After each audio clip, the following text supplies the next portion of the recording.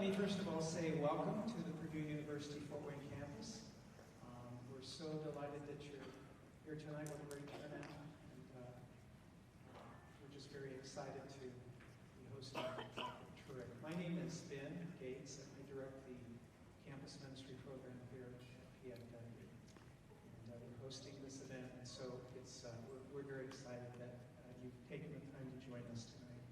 It's my pleasure and privilege to introduce our speaker, Dr. Frank Turek. As many of you know, is a leading apologetics expert and cultural commentator, an award-winning author of several books, including the one on the screen behind me here. And we have some of those books on sale in the back if you're interested after the presentation.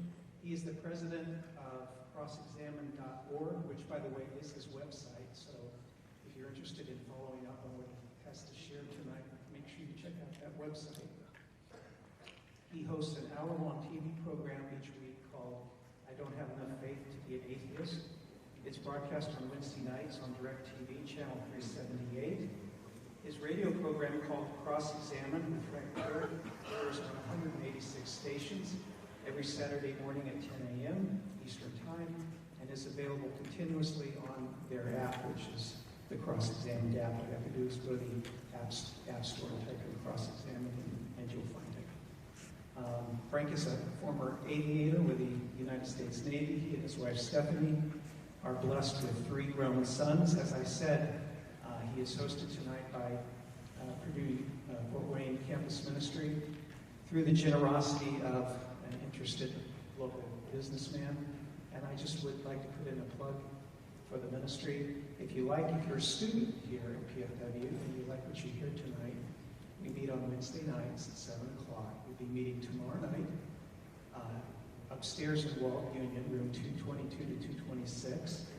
And even if you don't like what you hear tonight and you find it a little bit uncomfortable or disturbing, come to the meeting anyway and continue asking questions. We would love to have you join us. So without any further ado, would you join me in welcoming Dr. Frank Turek?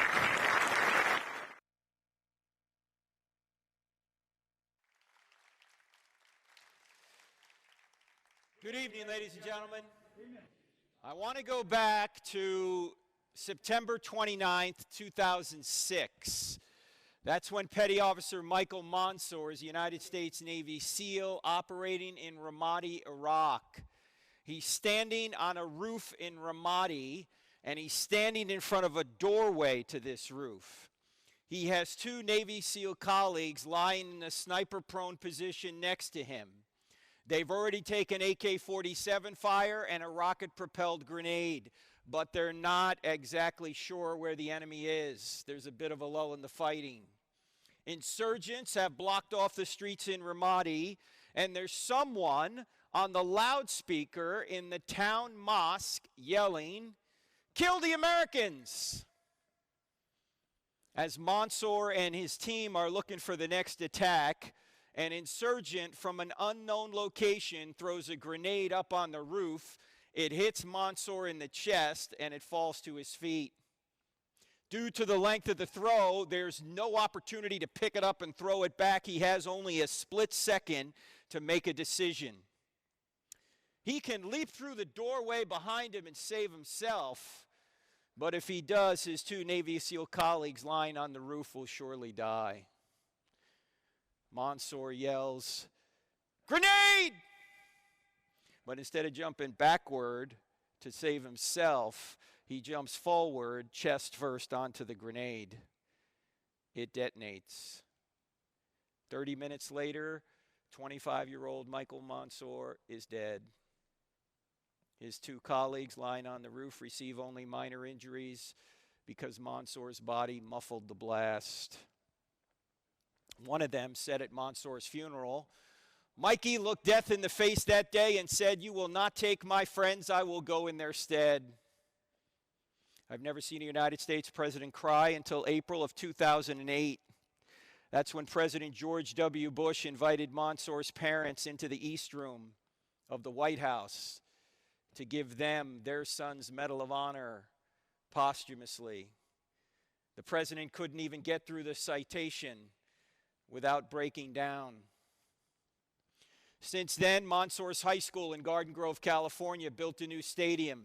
They named it Michael A. Monsour Memorial Stadium. The golden trident that the Seals wear dominates the 50-yard line. 1 year ago, this week, in San Diego, California, the United States Navy commissioned the USS Michael Monsour, the newest guided missile destroyer in the fleet, Zumwalt class. This is Monsour's mother, Sally, being escorted onto the ship named in honor of her son. Now, why did they do this? Because Michael Monsour literally sacrificed himself to save his friends. There's no greater love than to sacrifice yourself to save your friend, said Jesus of Nazareth before he went to the cross. Michael Monsour sacrificed himself to save his friends. The question is, would anybody sacrifice himself to save you? And the answer is, someone already has. His name is Jesus of Nazareth. But in today's culture, many people don't think the story's true. They think it's invented. After all, it has miracles in it. We don't believe in miracles anymore. How can we believe in miracles? Who's seen a miracle? It was written down by religious people. We know religious people tend to embellish things. They made this kind of stuff up. How can we believe this? Well, I actually think the story's true, and I think it's relatively easy to show that it's true. You only need to answer 4 questions in the affirmative to show that it's true. In other words, if you investigate these 4 questions, I think you'll realize that the answer to these 4 questions is yes, and if the answer to these 4 questions is yes, then Christianity's true. What are the 4 questions? Here are the 4 questions.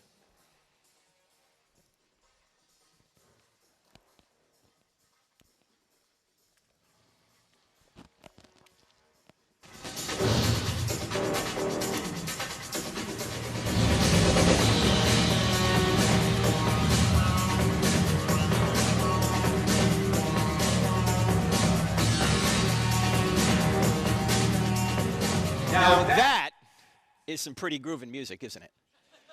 Yeah, that's actually from our TV show that Dr. Gates mentioned. It's on every Wednesday nights at 9 p.m., DirecTV channel 378. If you don't have DirecTV, it's on Roku. Anyone here have Roku? ROKU. Look for NRB TV on Roku for National Religious Broadcasters. If you don't have DirecTV and you don't have Roku, it's on this new technology sweeping Fort Wayne right now. It's called the Internet. Have you guys heard of this?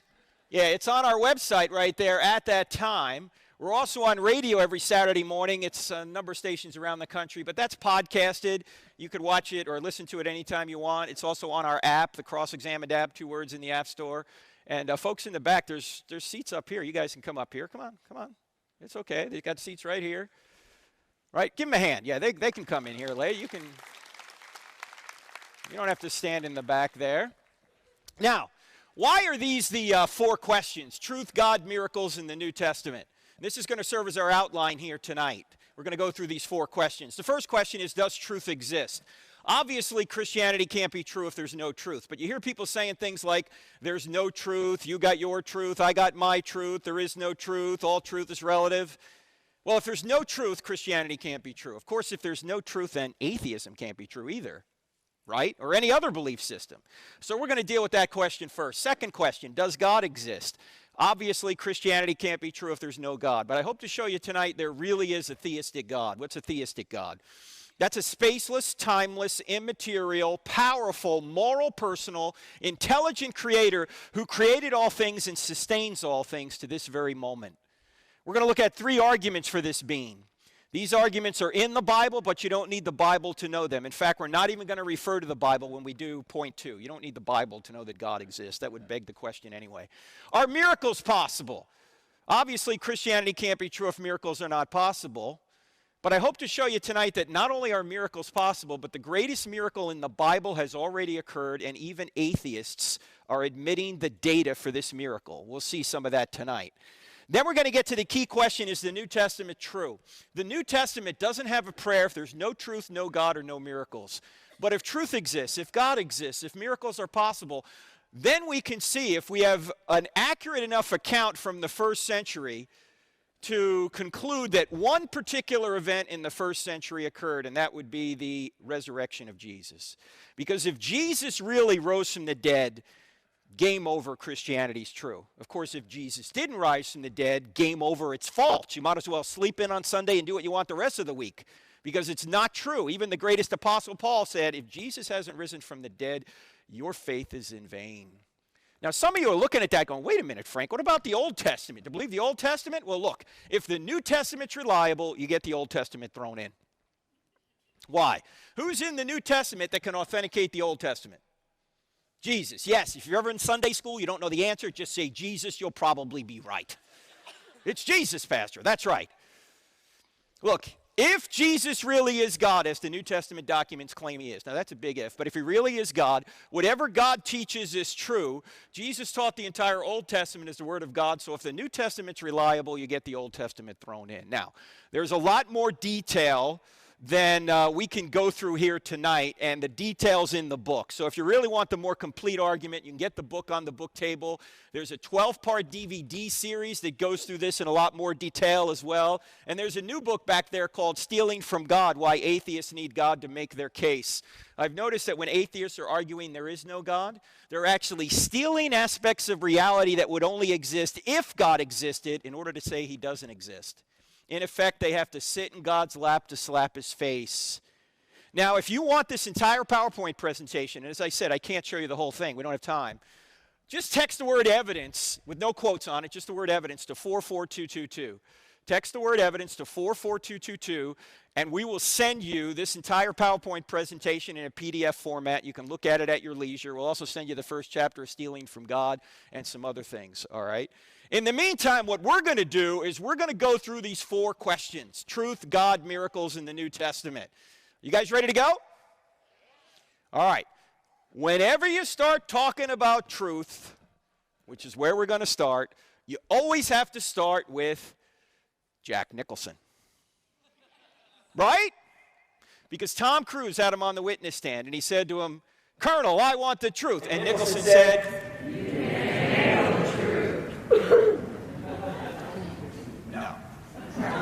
He didn't say it that way. He said it that way, the movie would have gone nowhere. You can't handle the truth. That's not how he said it. Here's how he said it. I want the truth. You can't handle the truth. All right, let's try that again. I want the truth. You can't handle the truth. That felt better, didn't it? You wanted to say that, didn't you? Well, there's a lot of people that can't seem to handle the truth. They're saying, you got your truth, I got my truth, all truth is relative.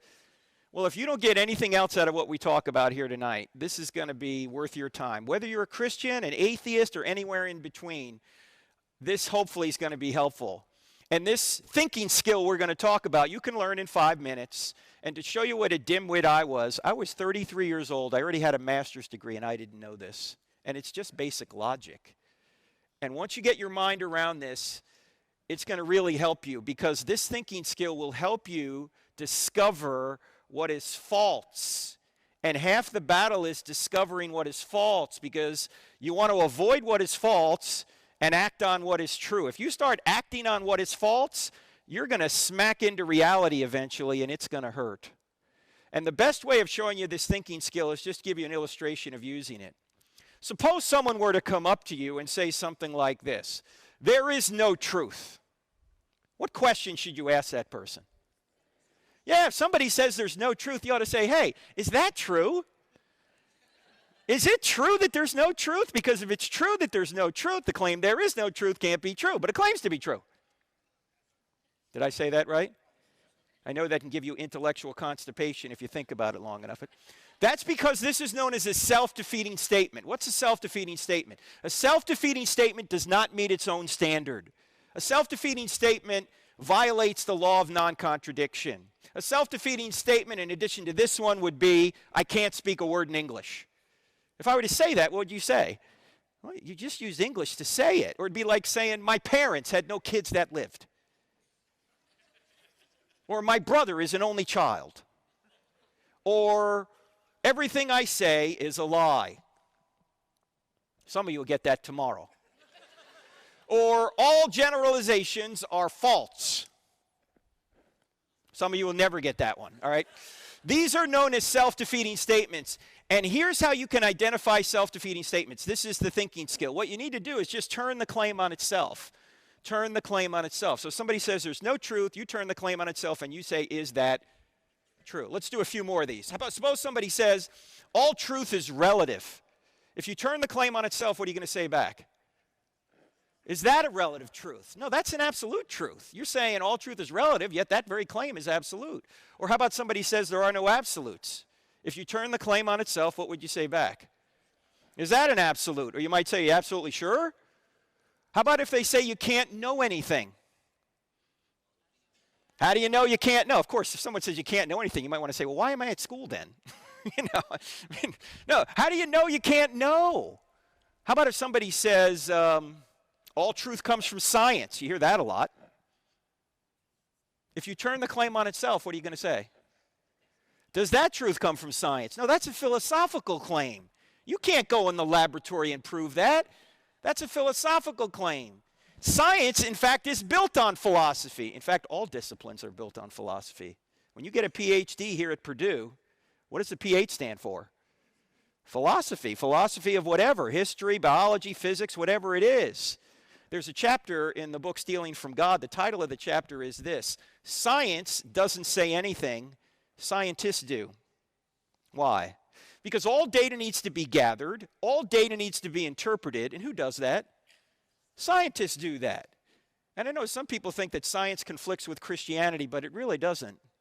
The reason it seems like it might is because sometimes when people interpret the scientific data, they're interpreting it based on their pre-existing atheism.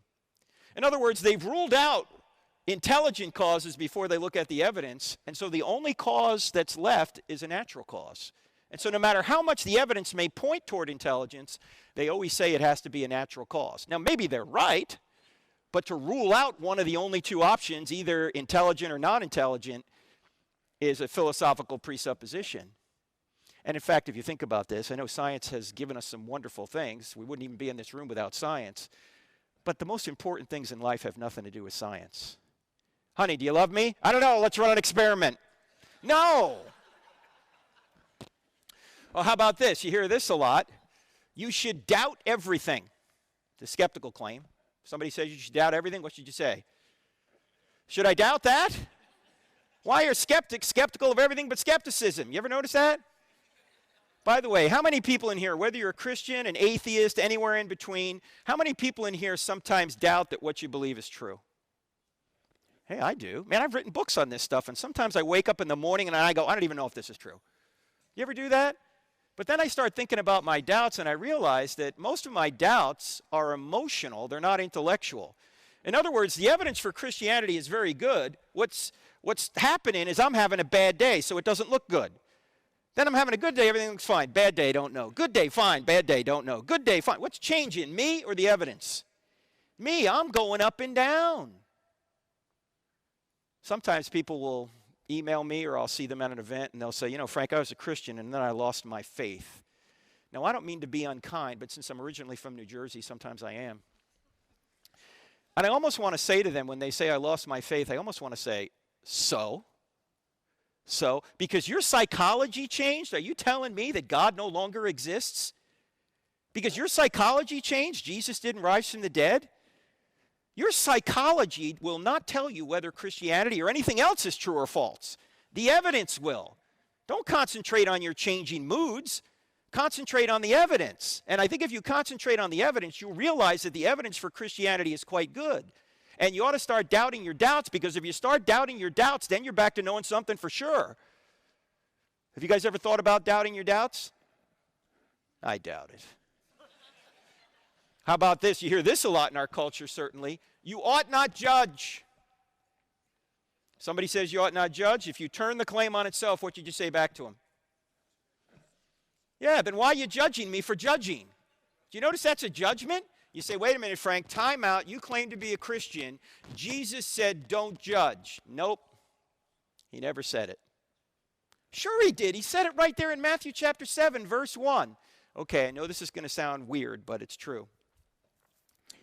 There are no verses in the Bible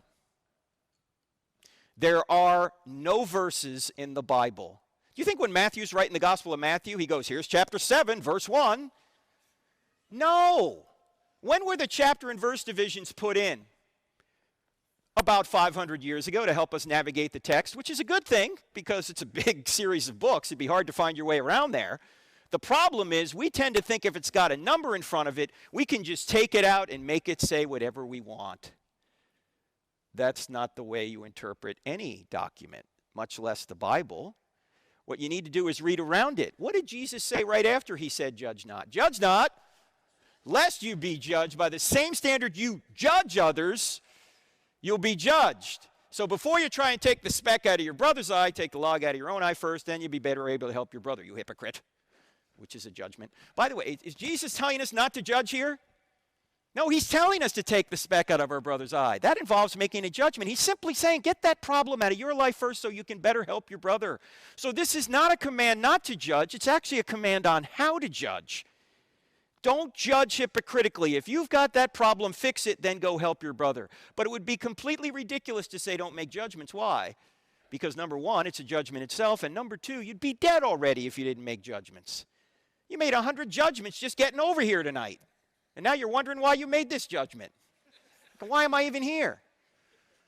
Everybody makes judgments. Atheists make judgments. What judgments do atheists make? There's no God. The Bible's not true. Jesus didn't rise from the dead. There is no objective morality. There's no meaning to life. Those are all judgments. The question isn't whether or not you can make judgments. The question is, are your judgments true? I will say this, though. Jesus did save a very stern rebuke for people who were judgmental, like many Christians have been. And who were the judgmental ones in his day? Pharisees. Who were the Pharisees? What was their job? What did they do? They were the religious and political leaders of Israel. They helped run Israel. Some of them were on the Sanhedrin, the Jewish ruling council. And Jesus went after these people. Are you telling me Jesus got involved in politics? Yes! He went after the politicians, and he wasn't so nice doing it. In fact, if you think Jesus was a sweet guy who's never said a bad word about anyone, you have not read John chapter 2, John chapter 8, or Matthew chapter 23. What happens in John chapter 2? Jesus makes a whip, and he goes and he jacks people up in the temple. Sweet and gentle Jesus? Yes. And then in John chapter 8, he's talking to these Pharisees who he's having a bit of an argument with. And he gets to a point in the conversation where he says, your father is the devil. Jesus, you can't say that. That's not very Christ-like. Excuse me, I am Christ. Can you imagine you have an argument with somebody and you say, your father is the devil? Never say that to a sibling, by the way. Yeah. Jesus said that. And then in Matthew 23, he says to these same people, woe to you, scribes and Pharisees, you brood of vipers, you snakes. You strain out a gnat and swallow a camel. Oh, you look great on the outside. You're whitewashed tombs, but on the inside, you're full of dead men's bones. You go a mile to make a convert, and then once you make them a convert, you make them twice as much a son of hell as you are. How will you avoid being condemned to hell? What? Sweet and gentle Jesus said this? Yes, Jesus was not Barney. Can't we all get along, boys and girls? No, I came to bring a sword. It's going to divide mother and daughter, father and son. He was not Mr. Rogers. Can you say kindness, boys and girls? I mean, look, he was kind most of the time, but he certainly didn't go around saying, this sermon brought to you by the letter S. No, Jesus was tough. In fact, why was he killed? Was he killed for skipping around saying, love your neighbor? Does that get anyone killed? Love your neighbor. No, you must die. No, that doesn't get you killed. Why was he killed? He was killed for claiming to be God. That's blasphemy to the Jews and sedition to the Romans. And he was killed because he spoke truth to power. He went after the temple authorities and they didn't like it. They knew they were going to be put out of business if this guy continued. He was no sissy. Jesus was tough. He's somebody that we can look up to as an example and should. By the way, I've noticed one other thing about judging. He's the example, by the way. Notice one other thing about judging. You ever notice when you compliment somebody, which is a judgment, nobody gets upset? You know, if you say to your best friend, I really love you, you're such a wonderful person, I wish I could be like you. You think your friend's going to say, who do you think you are? Are you judging me? You think you're worse than me? No, your friend's never going to say that, right? Because I've noticed that people don't have a problem with judging. They just have a problem with judgments they don't like. In fact, if you tell somebody something that's true and they get upset with you, you just help convict them. As Augustine said, we love the truth when it enlightens us. We hate the truth when it convicts us. A few military people in here, you always get more flack when you're over the target. If you tell somebody something that's true and they're shooting back at you, you're over the target. They don't want their immoral deeds exposed. As Jesus said, men love darkness rather than light. In fact, I submit to you that probably everybody in this room in the past week has barked at somebody you loved after they told you the truth. And you didn't like it. Isn't that right, Pastor? No. All of us have, because we're fallen, and we don't want the truth half the time. So, we could spend a lot more time on self-defeating statements, but we don't have time right now. The only point I want to get across in this section is this. Can everybody see that this statement right here shoots itself? Can everybody see that? Okay, this statement can't be true, and neither of the other statements. All truth is relative, you ought not judge, all truth comes from science. All those other statements can't be true because they're self-defeating. And once you can get good at turning the claim on itself, you can become somebody who can avoid error and concentrate on truth. Now, one other thing I got to mention here. Here we are on a college campus, and we have a microphone set up for Q&A. And sometimes if... I hope there's some non-Christians here, people of other faiths. If you have a question, you want to come up here, you can ask any question you want. But I want to give you a heads up, because I may ask you a question. And it's not fair for me to ask you a question without you having time to think about it, okay? Here's the question I might ask. I ask of atheists quite a bit on college campuses. The question goes like this. If Christianity were true, would you become a Christian?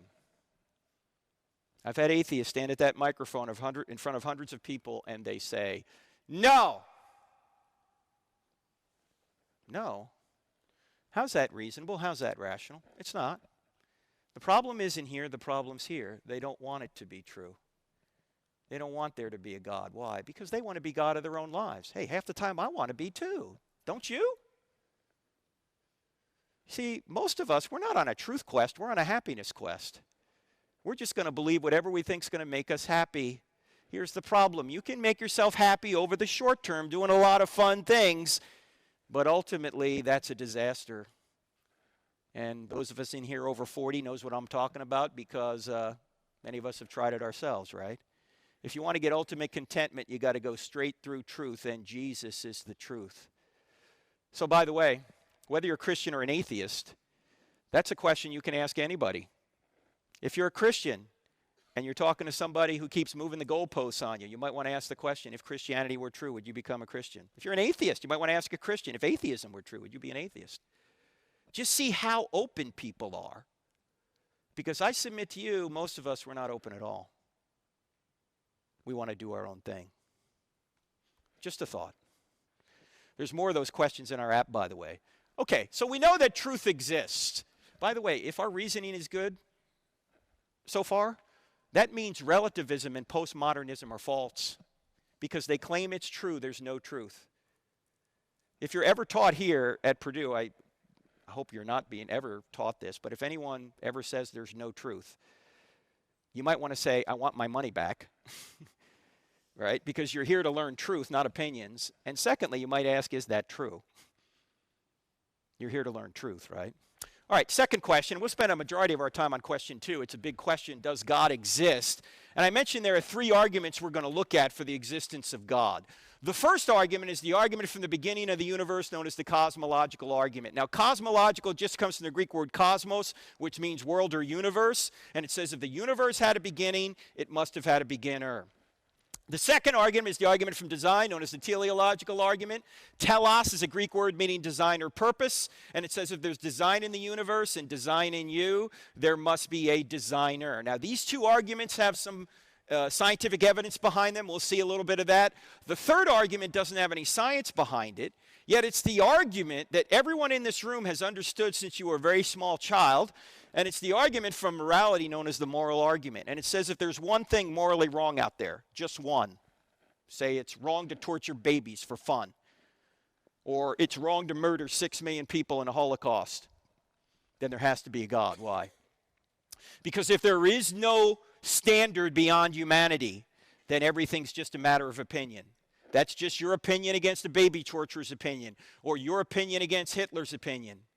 Well, everyone in here knows those aren't just a matter of opinion. If that's the case, there's got to be an objective standard of righteousness, goodness, love, and justice beyond us. And that standard is what we mean by God's nature.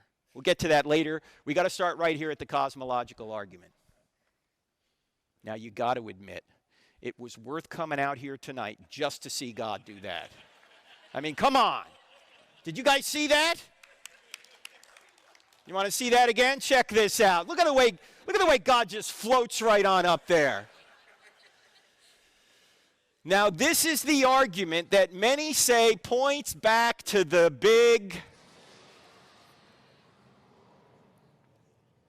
Now, I know there's some Christians in here going, Frank, we're Christians in here, and we don't believe in the Big Bang.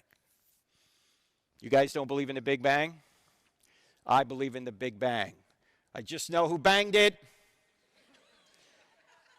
In fact, the evidence for the Big Bang is so good that even atheistic physicists are admitting it.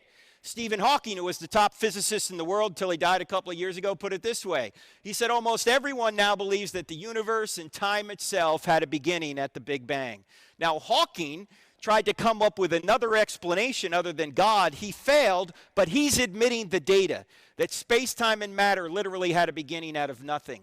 An agnostic cosmologist by the name of Alexander Vilenkin, a friend of Hawking, put it this way. He looked at the evidence in great depth and he said, with the proof now in place, cosmologists, and by the way, a cosmologist is not someone that puts on your makeup, all right?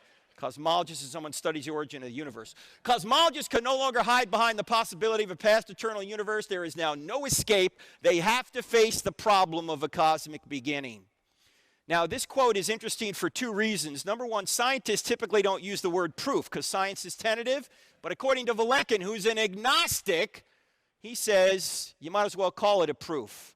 And it's a problem. Why? Because if space, time, and matter had a beginning out of nothing, what could have caused that? We'll get to that in a minute. Now, we're not going to look at the evidence for this. Why? Number one, we don't have time. Number two, it's all in the book, chapter 3. Number three, it's not controversial. Even atheists are admitting space, time, and matter had a beginning out of nothing. We're just going to jump to the bottom line. Here's the bottom line. If the universe had a beginning, it seems it must have had a beginner. We've got two options. Either no one created something out of nothing, which is the atheistic view, or someone created something out of nothing, which is the theistic view. Here's my only question. Which view is more reasonable? That no one created something out of nothing or someone created something out of nothing? I was at Texas A&M, must have been 10 years ago. I put this slide up, and an atheist in the audience said, I think number one is more reasonable. I said, time out, let's look at number two first. Number two says someone created something out of nothing. Now that's a miracle, right? But at least you got a miracle worker. You got someone. Number one is a miracle with no miracle worker. That's clearly absurd. Do you realize that everybody believes in at least one miracle? Christians believe, and other theists believe, that someone created something out of nothing. Atheists believe that no one created something out of nothing. Which view takes more faith? In fact, when I was at A&M, I said this, to show you how seriously we all take the law of causality. And by the way, the law of causality doesn't say everything has a cause. The law of causality says everything that comes to be has a cause. There's got to be an uncaused first cause. Either it's the universe or something outside the universe.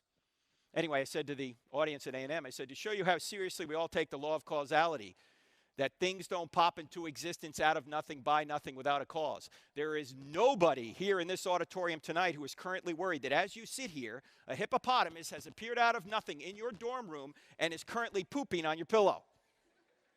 Right? You don't worry about that. You're not worried that something like that could happen because you know that things don't pop into existence out of nothing, by nothing, without a cause. You're not worried that a raging Bengal tiger is just going to appear in the aisle right here and start devouring you. Things don't pop into existence out of nothing, by nothing, without a cause. And if the whole universe could do so, why doesn't everything do so? Why don't Teslas pop into existence out of nothing, by nothing, without a cause? You wake up one morning, your Toyota Corolla is a Tesla. And you're like, how do I charge this thing? Man. Why don't MacBook Pros pop into existence out of nothing, by nothing, without a cause? Could have saved me $4,000 if I was just a little bit more patient. If you're hungry after this thing tonight and you want to have a pizza, does it make sense to order one? Or should you just sit in your room, wait, and hope one pops into existence out of nothing, by nothing, without a cause? No, it seems to me the atheists have all the faith here. In fact, here's a question asked the atheists. If there is no God, why is there something rather than nothing at all? This was a question posed by Leibniz a few hundred years ago. If there is no God, why does anything exist? Now, think about it this way. If space, time, and matter literally had a beginning out of nothing, and what is nothing? It's not a quantum vacuum. It's not swirling mathematical points, as some atheists have suggested. Nothing, as Aristotle put it, is what rocks dream about. Nothing. No space, time, or matter. If that's really true, what could have caused that? The cause has to be spaceless, timeless, immaterial, powerful to create the universe out of nothing, personal in order to choose to create. Why personal? Because in order to go from a state of nothingness to a state of creation, someone had to make a choice, and only persons can make choices. The being would also have to be intelligent in order to make a choice. Now, ladies and gentlemen, when you think about a spaceless, timeless, immaterial, powerful, personal, intelligent cause, who do you think of? God. You say, well, Frank, how do you know it's the Christian God? We don't. Yet. We haven't done enough research yet. This could be the Christian God. This could be Allah, though, or some other theistic God. We don't know which God it is, but it seems to have the attributes of what could be the Christian God. We have to do more research and see who Jesus was to figure out if this is the Christian God. I think when we do, we'll realize that the same being that walked out of the tomb 1,987 years ago is the same being in whose divine nature created the universe out of nothing. But we haven't gotten there yet. We got to keep going. In fact, let's now move on to the teleological argument, the design argument. There are two aspects to this. One aspect is the universe is designed. The other aspect is that life is designed, your design. Let's start with the universe. We know it exploded into being out of nothing. You know what scientists have discovered in recent years? That the universe is fine-tuned. That if you were to change any one of a number of factors about our universe, virtually imperceptibly, there would either be no universe or there would be no universe that could support life. I mean, very minute changes in some of the attributes of our universe. For example, Stephen Hawking, an atheist, put it this way. He said if the expansion rate of the universe was different by 1 part in 1,000 million a second after the Big Bang, the universe would have collapsed back on itself or never developed galaxies. If you change the expansion rate, that infinitesimal amount, we wouldn't be here. Now, you can't make any sort of evolutionary explanation for this. Why? Because the expansion rate did not evolve to this point. It started there. It's one of the initial conditions of the universe. It seems to me the best explanation is the same being that created space, matter, and time is the same being that caused the expansion rate to be precisely what it needed to be for this universe to be here. The gravitational force, if it were altered by more than 1 in 10 to the 40th power, we wouldn't exist. What's 1 in 10 to the 40th power? That's 1 in 1 with 40 zeros following it. You say, Frank, I can't get my head around that number. I know, neither can I. Let me give you an illustration. Take a tape measure and stretch it across the entire known universe. That's a long way. You can't get that tape measure at Lowe's. Set the gravitational force at a particular inch mark on that tape measure. I know gravity's not measured in inches, but this is just to give you a scale idea in your mind. If the strength of gravity were different by 1 inch in either direction, across a scale as wide as the entire known universe, we wouldn't be here. That's 1 in 10 to the 40 precision. I don't have enough faith to believe that that value just landed there by chance. And oh, by the way, chance. What is chance? Does chance cause things? Who caused this? Chance. He was just here. No. Chance is not a cause. Chance is a word we use to describe mathematical possibilities. When scientists use the word chance, what do they really mean? We don't know. Look, there's only two possibilities for that value being where it is.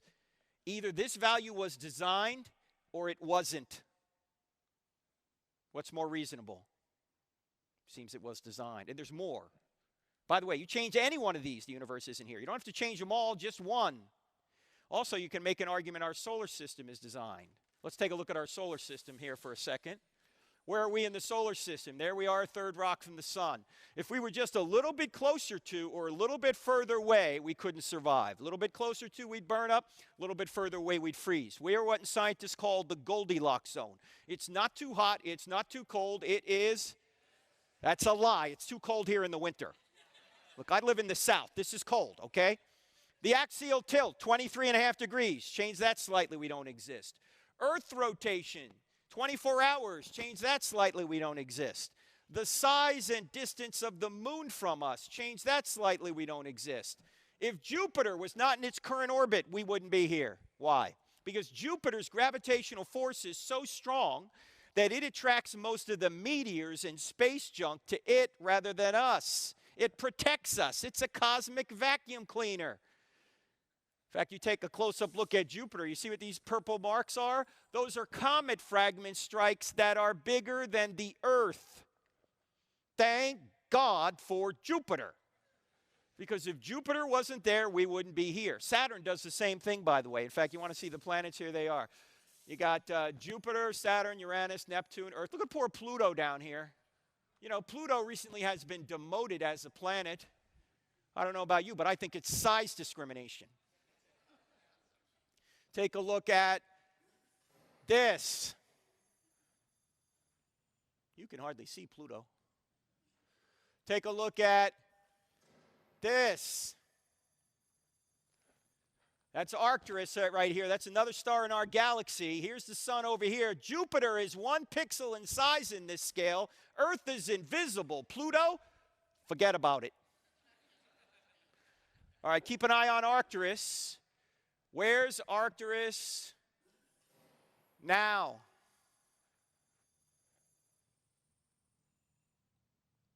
Right to the right of Rigel. That's Antares. That's another star in our galaxy.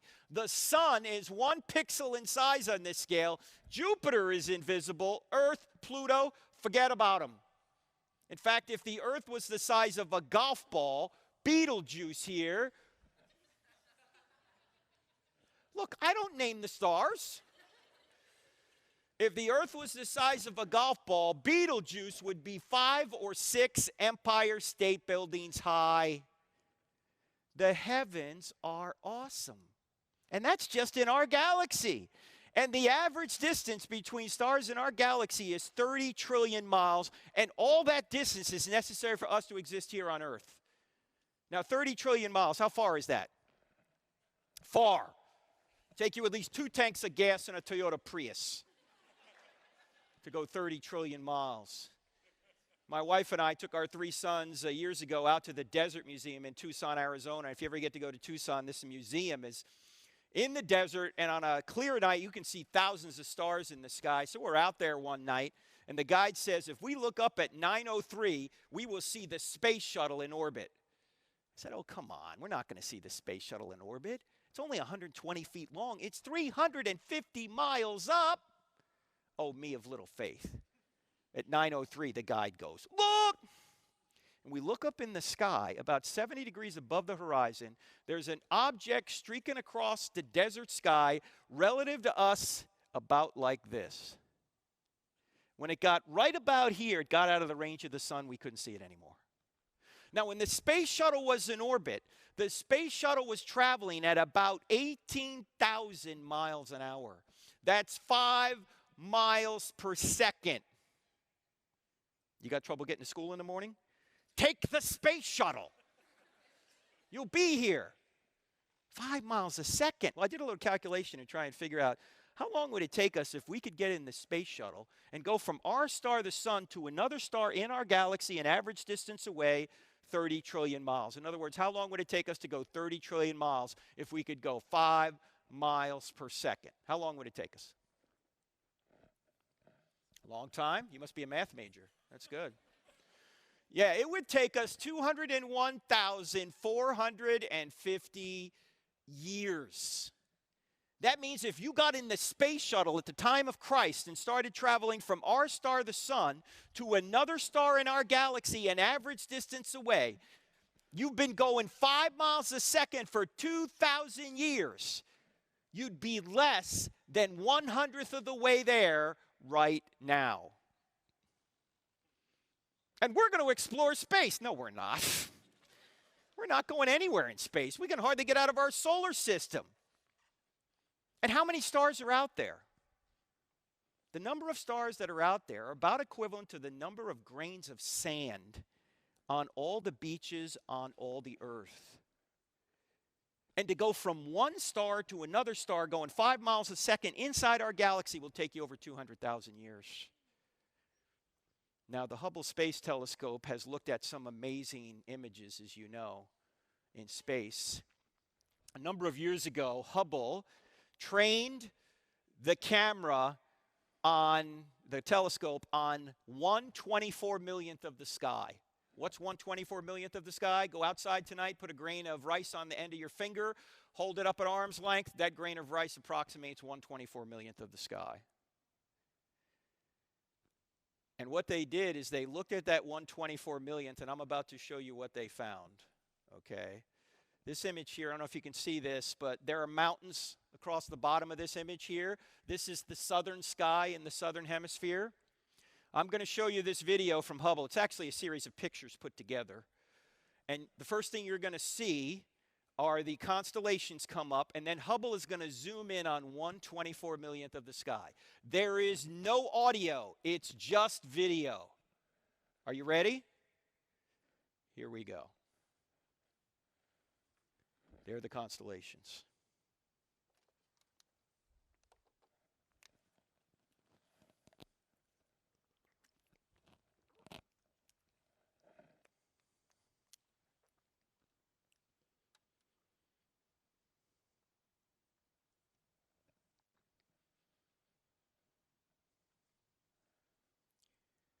What you're looking at are nearly 10,000 galaxies in 1/24 millionth of the sky.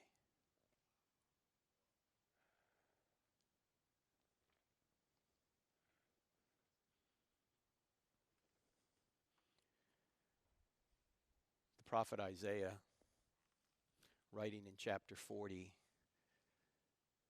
has God speaking. And God says, "To whom will you compare me, or who is my equal?" says the Holy One. In other words, you want to know what I'm like? Here's the comparison. Lift your eyes and look to the heavens. Who created all these stars and named them one by one because of his great power and mighty strength? Not one of them is missing. You want to know what God is like? Look to the heavens. Psalm 103 verse 11 says, God's love to those that fear him exceeds the height of the heavens above the earth. How high are the heavens above the earth? Stars equivalent to grains of sand on all the beaches on all the earth. Over 200,000 years at 5 miles a second between those stars.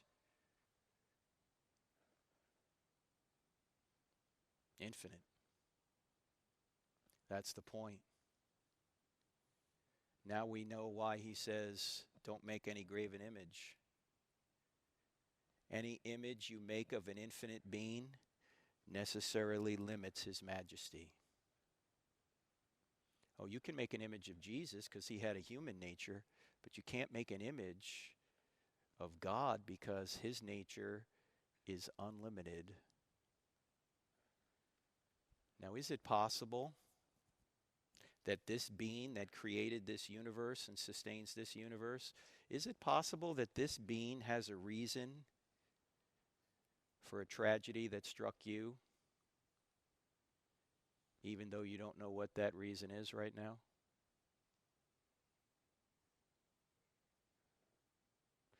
Now, as amazing as the heavens are, they're actually not as amazing as you. The heavens aren't made in the image of God, but you are. What does it mean to be made in the image of God? It doesn't mean you look like God because God's an immaterial being. It means you're a person like God, that you have mind, emotion, and will, that you know, you feel, you want, and you can create like God. When it says you're an imager of God, it means you're his ambassador here on earth. You're a representative of his. And this was you in the womb at 11 weeks. Question, is this animal, mineral, vegetable, or human?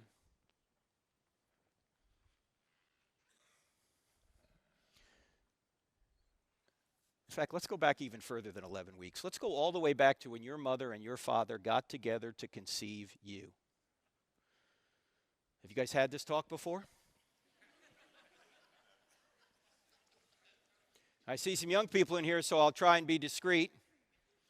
I also see some older people in here, so I'll try and be discreet as well, just in case you've forgotten how this works. When your mother and your father got together to conceive you, your mother unconsciously perfumed her egg to attract your father, and then your father sent the entire population of the United States, 300 million soldiers, toward your mother's egg. And then there was a race, and you won. Don't let anyone ever tell you you're not special. You beat out 300 million others. You have blown away anything Michael Phelps has done. Now, seeing some of you limping here earlier makes it hard for me to believe you were the fastest soldier in the gene pool, but you were. Now, your soldier was 20 to 30 times smaller than a grain of salt, yet it contained half of the genetic information that makes you you. That genetic information was 3.2 billion letters long. All the letters are in the right order. And your mother's egg was about the size of a period at the end of a sentence in an average book, and it contained the other half of the 3.2 billion letter genome that makes you you. And when your soldier and your egg came together, a new 100% genetic human being was created. Do you know you have not received any more genetic information from that point until right now? Your genetic information has just duplicated itself. In fact, there were only 4 things separating you from adulthood: time, air, water, and food. Those are the same 4 things that separated a 2-year-old from adulthood. Does this have implications on the abortion issue? Yeah, I think it does. We don't kill the 2-year-old. Why do we kill the unborn child in the womb? Genetically, it's the same. You say, wait a minute, Frank, you can't legislate morality. All right, no extra charge for this. This comes from our first book, creatively titled Legislating Morality. All laws legislate morality. Every law declares one behavior right and the opposite behavior wrong. You can't think of a law which doesn't legislate morality. The only question is, whose morality will we legislate? And when people say, don't legislate your morality on me, I say, why not? Would that be immoral? Because you're legislating your morality on me right now. You're telling me I ought not impose ought nots, and you're imposing an ought not on me. But actually, the better answer to somebody who says, don't impose your morality on me is this: this isn't my morality. I didn't make this stuff up. I didn't make up the fact that murder's wrong, that abortion's wrong, that rape is wrong, that theft is wrong, that men were made for women and women were made for men, and the best way to perpetuate and stabilize society, which is the reason the government's involved in marriage to begin with, is to legally recognize that relationship over every other relationship. I didn't make any of this stuff up. This isn't my morality. This isn't your morality. This just happens to be the morality. The one Thomas Jefferson said was self-evident. The one the Apostle Paul said, the Gentiles are not of the law written on their hearts. Look, if you have a problem with the morality, you don't have a problem with me. I didn't make it up. You have a problem with the Creator on whose nature this morality is derived. All right, no extra charge for that. Let's go back to this. From this point till right now, a construction project of astonishing complexity began taking place. Cells began multiplying at a rate of 4,000 cells per second. Brain cells began multiplying at a rate of 100,000 cells per second. For most of you anyway. Some cells became brain cells, others lung cells, others heart cells. How did they know how to do this? Nobody knows. Some cells went so far across you to become what they needed to become that it would be equivalent to you today walking across the United States alone. And that construction project continues to this day. You just made 4 million new red blood cells. You just made another 4 million new red blood cells. You just made another foot. Knock it off. I mean, are you thinking about this? Are you saying, hold on, Frank, I got to concentrate. New red blood cells coming up. No, this is just happening. How is it happening? You know, Aristotle recognized something 2,400 years ago. He said, you ever notice that he didn't put it this way, but you ever notice that all nature's going in a direction? Think about it this way. Why does an acorn, if it's properly nourished, always go in the direction of becoming an oak tree? Why doesn't it become an elm tree or a birch tree or a seahorse? You say, well, it's programmed to become an oak tree. Well, who programmed it? And is an acorn conscious? Is an acorn in the ground going, all right, what do I have to do to become an oak tree? No, but if it's properly nourished, it will always become an oak tree. It's going in the direction of becoming an oak tree. If it doesn't have a mind of its own, there must be an external mind directing it toward an end. That is what Aristotle called the unmoved mover. Thomas Aquinas came along in the 1200s AD and he said, this is going to be my fifth way to argue for God. That all of nature's going in a direction. If it's going in a direction, it must have a director. This is, by the way, friends, why science needs a being like God. Why is the universe so orderly and consistent? Why do things go in a repeatable, predictable way? Because there's a mind behind it. Not just a mind that created it way back here, but a mind who's keeping it going every single second. Now, there's more in the book Stealing from God on that. I don't have time to go further in it. But I do want to say this. You might want to ask the question, do atheists have an answer to this? No. But even if they did, it wouldn't work. Why? C.S. Lewis put everything well. I want you to follow this quote by C.S. Lewis. He says, atheism makes reason impossible. It's two pages here together. Listen to this. Suppose there were no intelligence behind the universe. In that case, nobody designed my brain for the purpose of thinking. Thought is merely the byproduct of some atoms within my skull. But if so, how can I trust my own thinking to be true? You with him so far? Next. But if I can't trust my own thinking, of course I can't trust the arguments leading to atheism and therefore have no reason to be an atheist or anything else. Unless I believe in God, I can't believe in thought, so I can never use thought to disbelieve in God. Boom. I can't say it better than C.S. Lewis. He's right. If we're just moist robots, why should we believe anything we think? The only reason we can think is because we have a mind made in the image of the great mind. Now, one more argument. We're spending a lot of time on God here because it's a very important question. Next is the moral argument. Let's suppose you go out on a hike somewhere, way out in the forest, and you get lost. You're way out there and it's getting dark. You've got turned around. You don't know the direction from which you came because your cell phone is dead. All you have to get you home is a magnetic compass. And you know, a magnetic compass is supposed to point to magnetic north, but you take out your compass, and your compass, no matter which way you turn, always points to you. How helpful would that compass be? Not helpful at all. You know where you are. You're trying to figure out where north is. Now, by the way, why do we think that if the compass of life doesn't always point to us, in other words, if things aren't going just our way, either God doesn't exist, he's evil, or he's forgotten about us? Do you realize that whether or not God exists, you are not the center of the universe? And neither am I. But we act like we are. And by the way, is there a moral compass? In other words, is there a right way to live, or can you live any way you want? Let me put the question another way. Do we determine right and wrong, or do we discover right and wrong?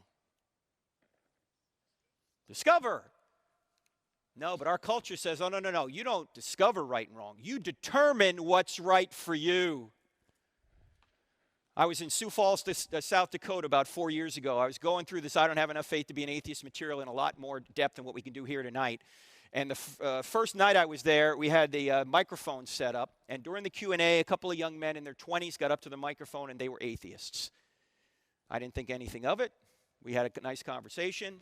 The next night, a 50-year-old man got up to the microphone, and he had a question written on 2 sheets of paper. And he began to read the question.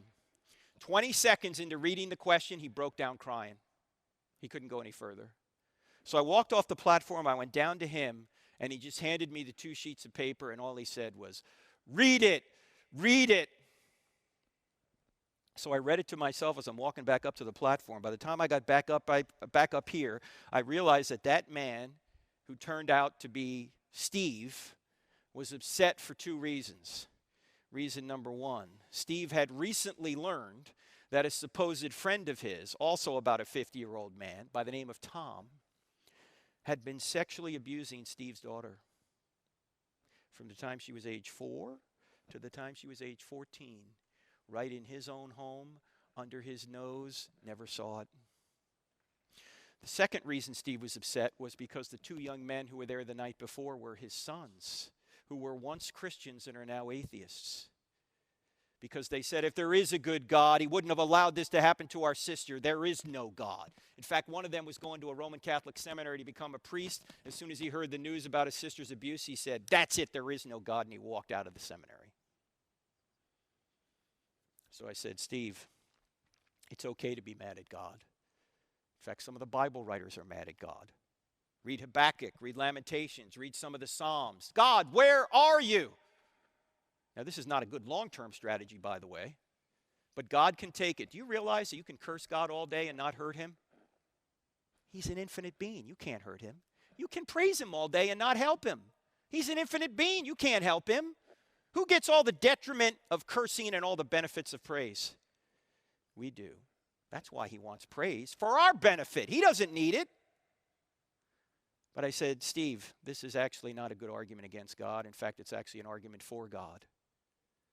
And when the right time comes, I want you to say this to your sons. If there is no God, what that 50-year-old man did to your sister wasn't really wrong.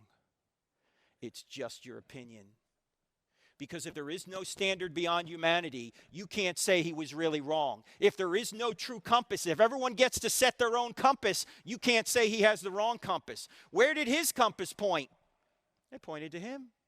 He got to do whatever he wanted. And by the way, this doesn't show there is no God. It actually shows there is a God. You say, how can that be? Because evil wouldn't exist unless good existed. And good wouldn't exist unless God existed. C.S. Lewis, who was an atheist early on in his life, thought there was too much injustice in the world, so there couldn't be a good God. Then one day he realized his error, and he actually wrote it in the book Mere Christianity. Here's what he said.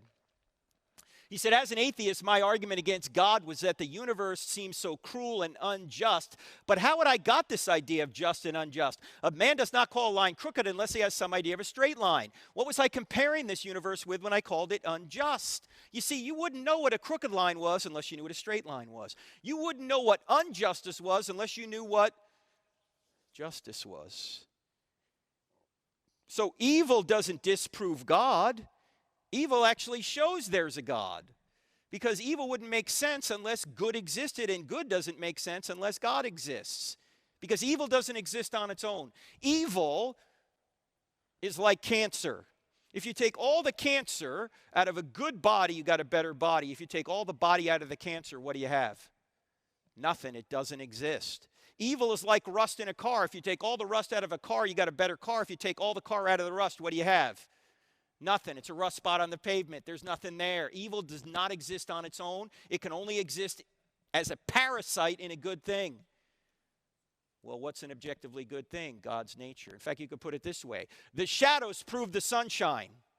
In order to have shadows, you have to have sunshine. In other words, in order to have evil, you have to have good. Oh, you can have sunshine without shadows. You can have good without evil, but you can't have shadows without sunshine. You can't have evil without good. So if evil exists, God exists. Now, I know this sounds counterintuitive, but it's true. Now, why would God allow this to continue? We cover that in the book Stealing from God. But what you can't say is he doesn't exist. Evil doesn't disprove God. It may prove there's a devil out there, but it doesn't disprove God. It actually shows God does exist. By the way, the guy who did this in Sioux Falls, South Dakota, everybody knows he's guilty, but he's not in prison. Why? Because every time the trial comes up, Jessica, the girl who was abused, psychologically checks out. she can't testify against him. If she doesn't testify, he doesn't go to jail. So I said, Steve, when the right time comes, I want you to say this to your sons. If there is no God, what that 50-year-old man did to your sister, that 50-year-old man will never get justice. He's not going to get justice here on earth. He's not going to get justice in the afterlife. If atheism's true because there is no afterlife, do you really think that's the way the universe is? Do you really think there's no such thing as justice? The very reason you're upset, rightfully so, is because you know a great injustice has been done, but there can't be injustice unless there's justice. The only way to ensure justice is to have a being like God who knows all things and has the power to right wrongs. Without God, there is no justice. See, atheism doesn't take away the pain. It only takes away the hope. By the way, Jessica, once she hit 21, the girl that was abused, actually she had 18. She actually wrote a book about this. Here it is. Not Your Princess by Jessica Mitchell. I read one chapter of this book and I couldn't read anymore. You can get this on Amazon right now. Why am I telling you this? Because Steve, her father, wants people to know that this happens in American households too often.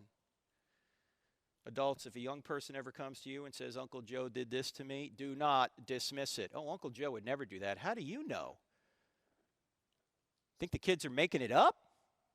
Jessica now gets emails from other kids who are going through the same thing. They've got nowhere to turn.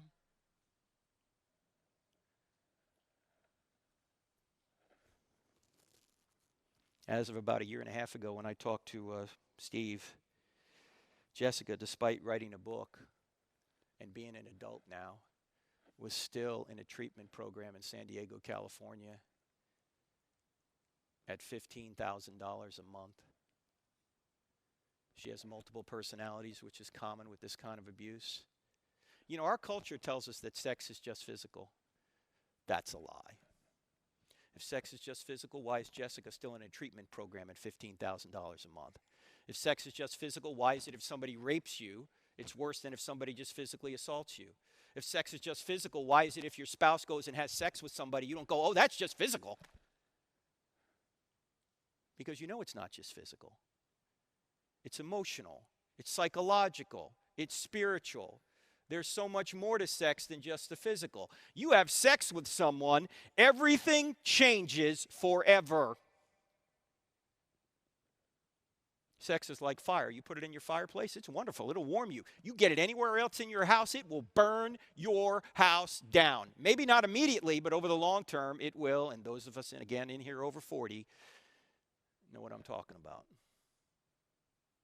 It's the most beautiful thing in the world, and therefore it's also the most dangerous. Don't buy the lie. So what's the bottom line? God's nature is morality's true north. If he doesn't exist, nothing's right or wrong. There are no human rights. There is no justice or injustice. But we all know those things exist, so God must exist. Now, what can we conclude from these three arguments? We can conclude there's a spaceless, timeless, immaterial, powerful, moral, personal, intelligent creator who created all things and sustains all things to this very moment. And all those attributes we've discovered without opening the Bible. So how do we know it is the God of the Bible? For that, we got to go to the next question. Are miracles possible? And this won't take long, actually. This is the shortest one. Are miracles possible? It's easy to show that miracles are possible because if God exists, obviously miracles are possible. And what does God use miracles for? To tell us who speaks for him.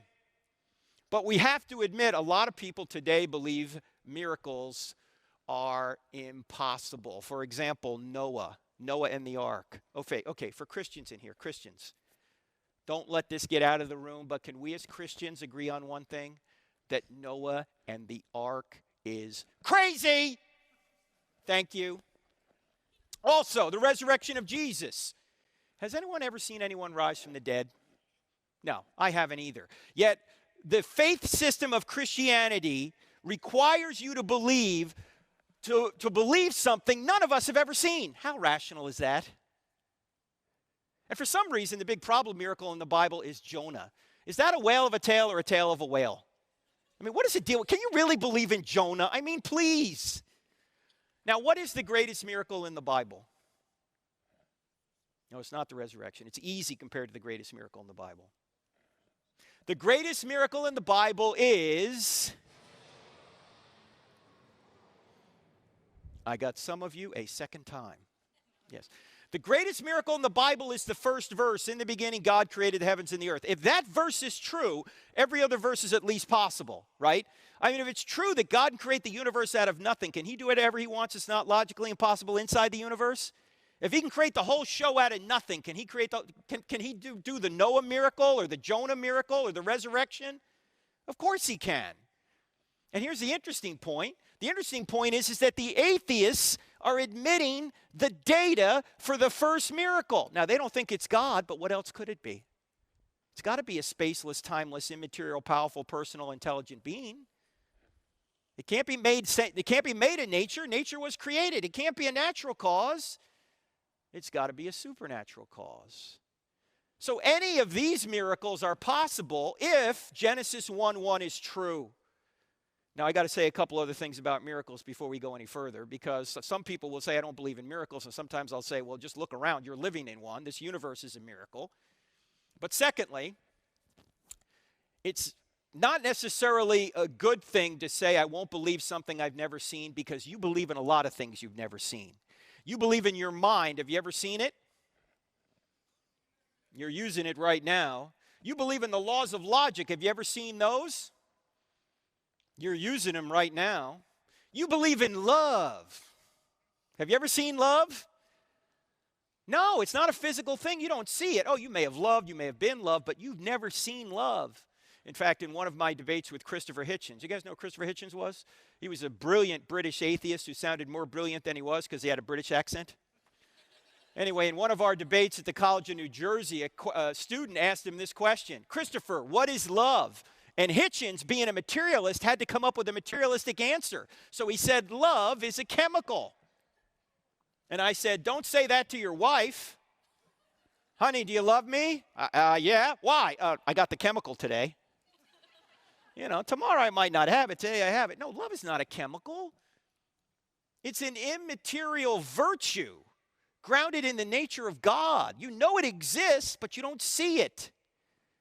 You believe in gravity. You've never seen it. Oh, Frank, come on. We see it all the time. There it is right there. It's why I'm sitting down right now. You're not seeing gravity. What are you seeing?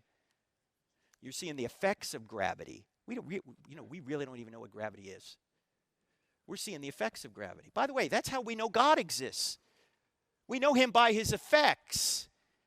We see a creation, that's the effect. We reason back to the cause, that's God. We see design, that's the effect. We reason back to the cause, that's God. A designer. We have a moral law written on our hearts.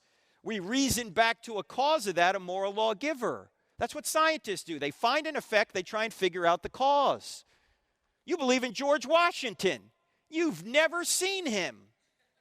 Why do you believe in him? Because he's left effects behind that are best explained by the cause known as George Washington. Same thing is true of Jesus. He's left effects behind, and continual effects through the Holy Spirit, that cause you to say, he's the cause. So to say that you ought not believe in things you've never seen doesn't make much sense sometimes, because you believe in a lot of things you've never seen. And by the way, if miracles do occur, you shouldn't expect to see many of them, if any. Why? Because miracles have to be rare if they're going to get our attention. If miracles occurred all the time, we wouldn't consider them miracles. We'd say, hey, this stuff happens all the time. I mean, imagine if resurrections occurred routinely. What would the resurrection of Christ mean? Nothing. You go to somebody and you go, Jesus rose from the dead for your sins. And the guy goes, so what? Uncle George just rose from the dead 2 weeks ago. Now I got to give the inheritance back. No, it's got to be a rare event if it's going to get our attention. That's what miracles are. They're rare events, not regular events. There's more in the book on miracles, but we got to get to the key question, is the New Testament true?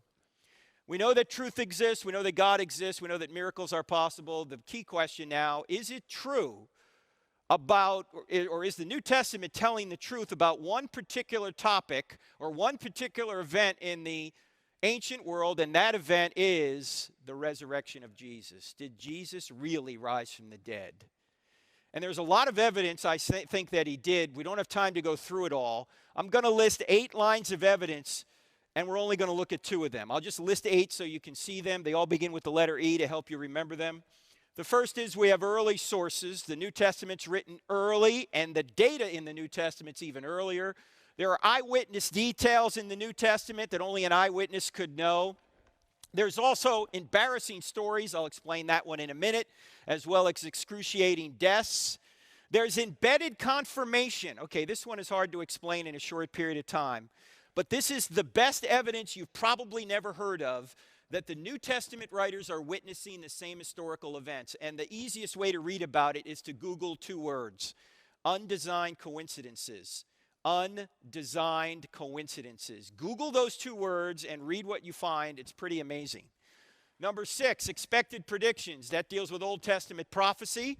If I had only one Old Testament prophecy to make my case on, it would be Isaiah chapter 53. Number 7 are extra biblical writers. Non-Christian writers within 150 years of Jesus' life. There's about 10 of them. Household names like Josephus, Suetonius, Thales, Phlegon.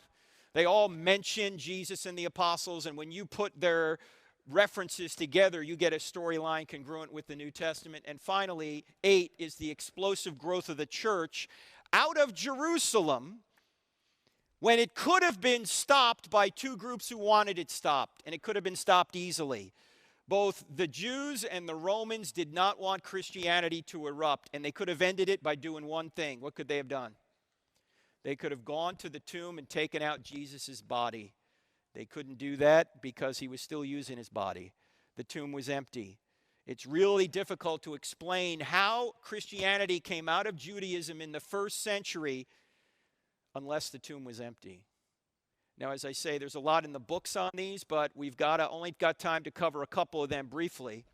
And we're going to start with embarrassing stories, because this one kind of sealed the deal for me. It goes like this. If there's something embarrassing to the author or authors in an historical document, most historians think it's true. Why would it be true? Because you're not going to invent things that embarrass you. You're not going to invent things that make you look bad. You might invent things that make you look good, but not things that make you look bad, right? In fact, let me ask you guys a question in here.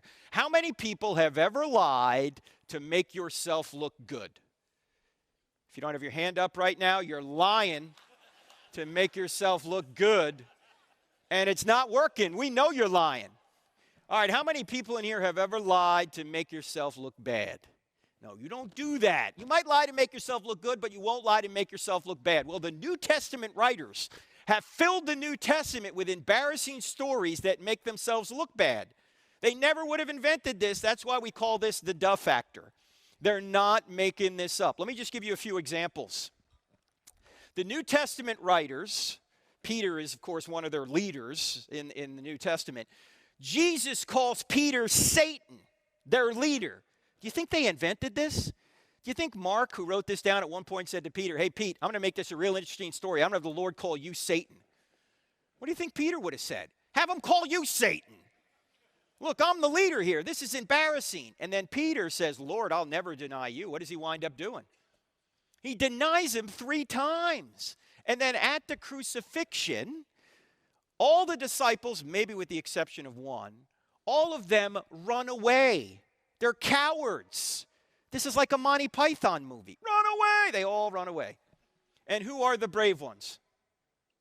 The women. The women are the brave ones. Now, who wrote the New Testament down? Men. Now, what man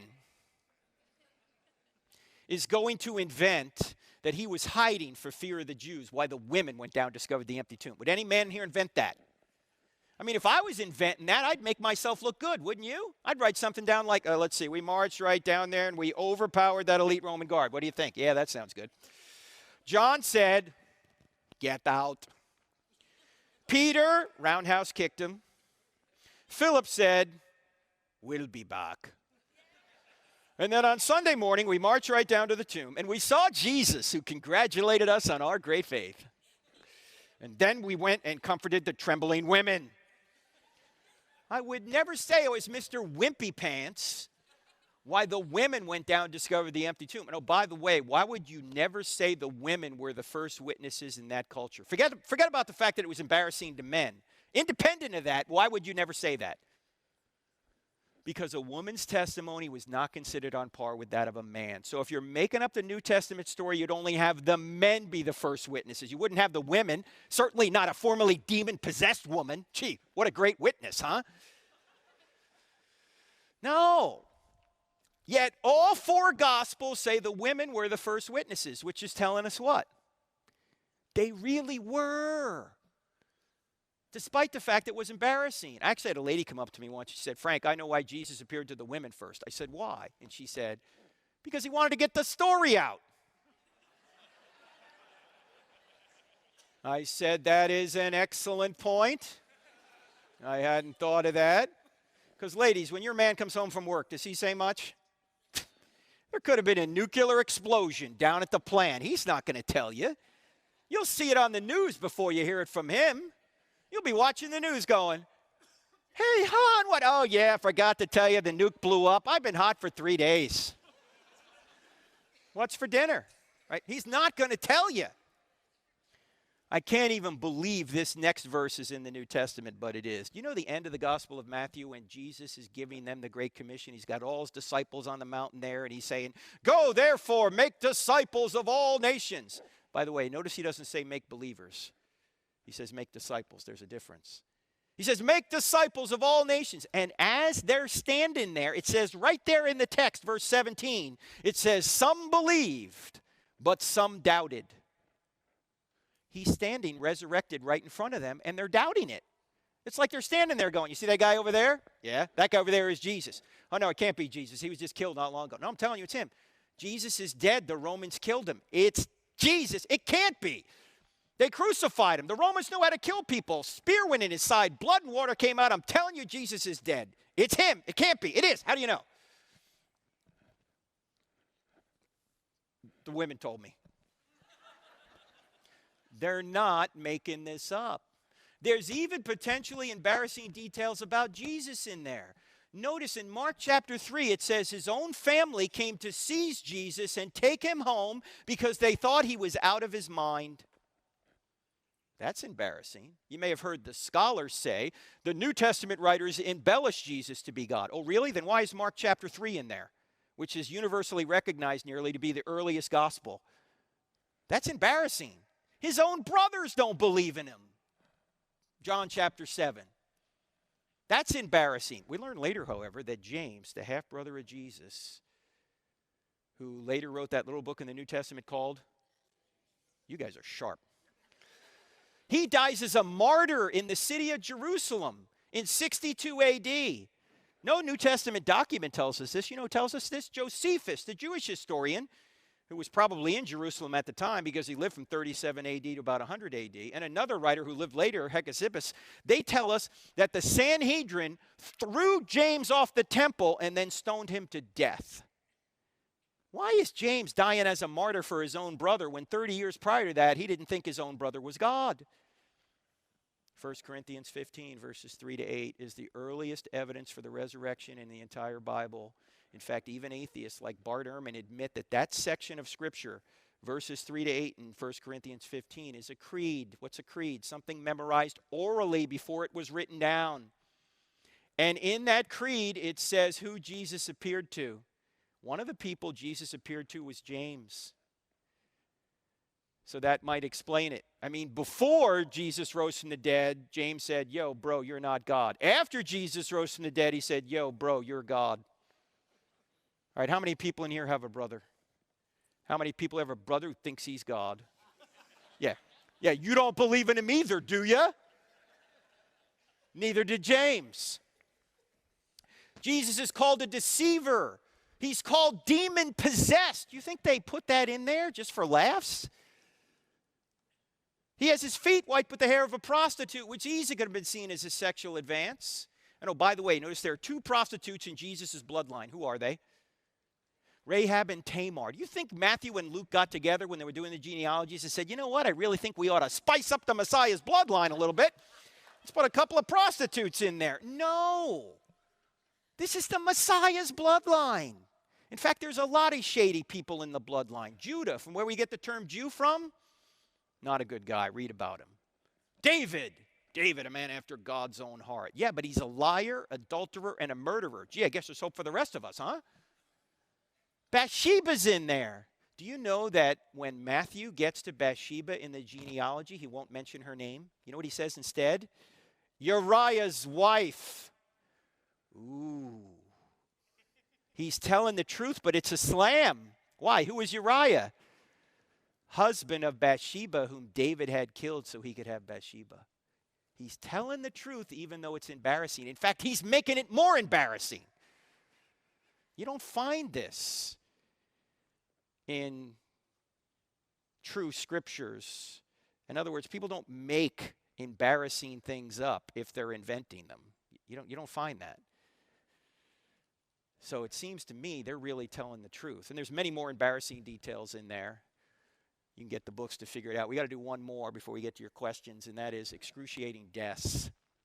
And this is the argument that says that these men who were in a position to know whether Jesus rose from the dead or not died excruciating deaths when they could have saved themselves by simply saying it never happened. Here's a painting of Peter being crucified upside down. We don't actually know if he was crucified upside down. We have good first century evidence he was executed, though. Now, why would this guy do this? What did the New Testament writers have to gain by making up a new religion?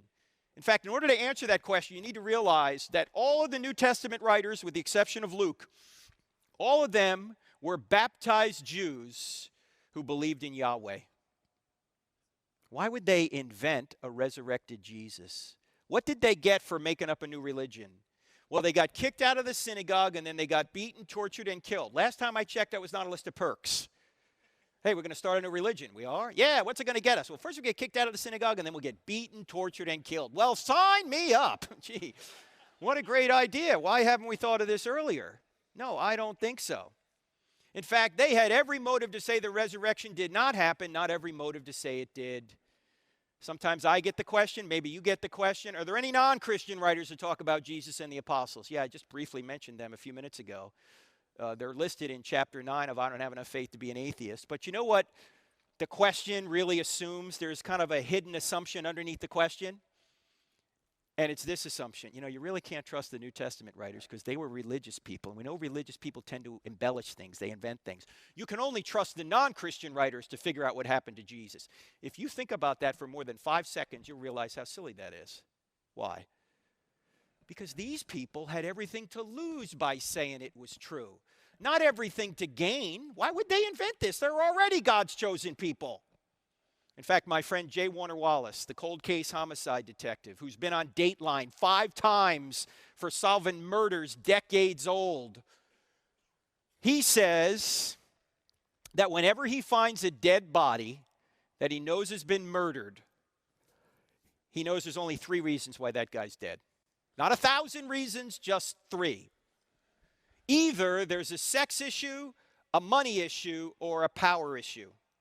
Sex, money, or power. And if you think about it, those are the 3 reasons why anyone commits any crime or sin. We want to get those good things, but we want to take shortcuts to get them. In other words, those are the motivators for conspiracies. Those are the motivators to invent things, to lie. Do any of these motivators exist with the New Testament writers? Question, did the New Testament writers, the apostles, did they get chicks for saying Jesus had resurrected from the dead? No chicks. Did they get money? No money. Did they get power? No. They got the opposite. They got persecution. In fact, Paul was persecuting Christians, and when he became a Christian, he was persecuted. Why would he do this if it wasn't true? He wouldn't. Why would they die for a known lie? You say, wait a minute, Frank. If you're going to say that martyrdom proves Christianity, don't you have to say that, say, martyrdom proves some other faiths, like, say, Islam? They have martyrs. No, why? Because there's a lot of differences between, say, the Muslim martyrs of today and the New Testament martyrs of New Testament times. Here's one difference for our purposes here. The Muslim martyrs' belief in Islam did not originate by them witnessing anything. They just have faith that Islam is true. But the faith of the New Testament apostles is the result of them witnessing Jesus, rising from the dead. They touched Jesus. They ate with Jesus. They verified with their own senses that Jesus had risen from the dead. Some people will die for a lie they think is the truth. No one will die for a lie they know is a lie. And the New Testament writers were in a position to know whether it was a lie or not, and they went to their deaths anyway. You can't get better evidence than that unless you were there yourself. Now, for you Christians in here who believe the Bible's inerrant like I do, this is going to sound like heresy, but it's not. Stick with me. Christianity is not true because a series of documents we put under one binding we call the Bible says it's true. In fact, Christianity would be true if the Bible never existed. You say, how can that be? Because Christianity did not originate with a book. Christianity originated with an event, the resurrection. You wouldn't have a book called the New Testament, which is really a series of books, written by Jews in the first century, unless Jesus walked out of the tomb. Do you realize there were thousands of Christians before a line of the New Testament was ever written? Frank, how could you be a Christian without the book of Romans? Was Paul a Christian before he wrote the book of Romans? Yeah, in fact, he wrote the book of Romans because Jesus appeared to him. Was Matthew a Christian before he wrote the Gospel of Matthew? Yes. Why? Why did he write the Gospel of Matthew? Because Jesus appeared to him. You get the idea. In other words, you can put it this way. The New Testament writers did not create the resurrection. The resurrection created the New Testament writers. You wouldn't have a New Testament written by Jews in the first century unless Jesus walked out of the tomb. So you do not need an inerrant Bible to show that Christianity is true. You just need historical evidence. Now, the reason I believe the Bible's inerrant is because Jesus believed it was inerrant. He said the Old Testament is the Word of God, and he promised the New Testament. And look, I just have a personal policy. If somebody rises from the dead, I just believe whatever the guy says. Now, there's a lot more in the book on this. You can go further, but we got to get to your questions. You can go more into this kind of evidence. In fact, let's sum up the whole thing. Does truth exist? If somebody says there's no truth, you ask what question? Is that true? Does God exist? We went through three arguments, the cosmological, teleological, and moral arguments, and from those three arguments, we can get attributes consistent with the God of the Bible, despite the fact we haven't even opened the Bible. Are miracles possible? The greatest miracle in the Bible is what? Genesis 1:1. If that verse is true, every other verse is at least possible. You can't rule it out. And is the New Testament telling us the truth about what happened to Jesus? It appears so. If that's the case, all of Christianity is true. So, if you want to go further, there's a few books back there. If we run out, you can get them on our website. Don't forget to text the word evidence to 44222. If you do that, as I say, you'll get this PowerPoint presentation and some other stuff. We're now teaching online courses that you can take. I teach some of them. Dan Wallace, the world-renowned manuscript expert from Dallas Seminary, is teaching one right now for us. Gary Habermas, the top guy in the world on the resurrection, is teaching one for us. You can go to our website and see those. We're on YouTube, Twitter, and Facebook. In fact, this is being streamed right now. Hi, YouTube. Hi, Facebook. It's being streamed right now, and tomorrow night at Ohio State, Lord willing, we'll stream it again because we're going to be there tomorrow night. In fact, if you go to our YouTube channel, you see about 700 short videos of Q&A from the college campus that you can share with other people. And we're so into YouTube, Twitter, and Facebook, we've actually combined these three into one social media platform. We call it UTwitface. It's kind of a Jersey thing. Have you guys signed up for UTwitface yet? We're on radio Saturday morning, we're on DirecTV Wednesday night, and we're also, if you don't do anything else, just download the Cross-Examined app. 2 words in the App Store, Cross-Examine. It's got the podcast on there, it's got the TV show streaming, it even has a quick answer section as well. And so you can get answers right off your phone, all right? All right, last thing before we go. It's true.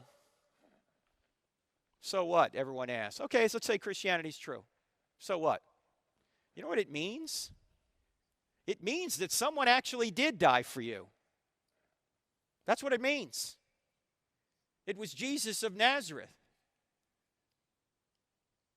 Now, when I was in the Navy, I was in naval aviation, and we had to earn golden wings, which were relatively hard to earn. But there's nothing more difficult in any military to earn than the golden trident that the SEALs wear.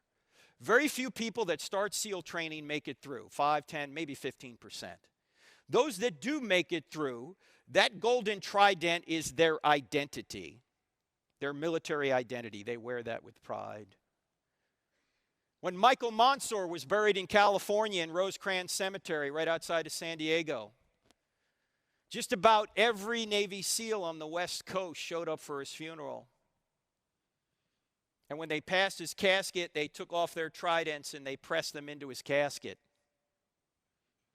They took their identity and put their identity in their Savior. That's what we're supposed to do. We're supposed to put our identity in our Savior because that's where our identity is.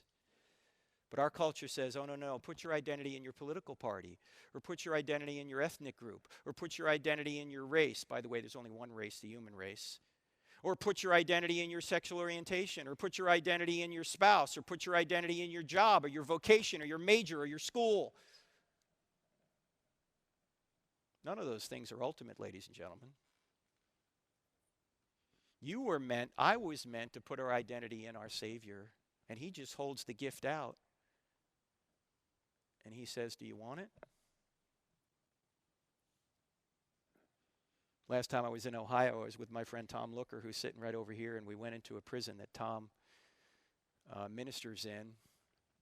And when we got there, I was supposed to speak to a couple of group of inmates, and the chaplain came out and said, we'd like you to speak to a third group. Would you do it? I said, sure. I said, who are they?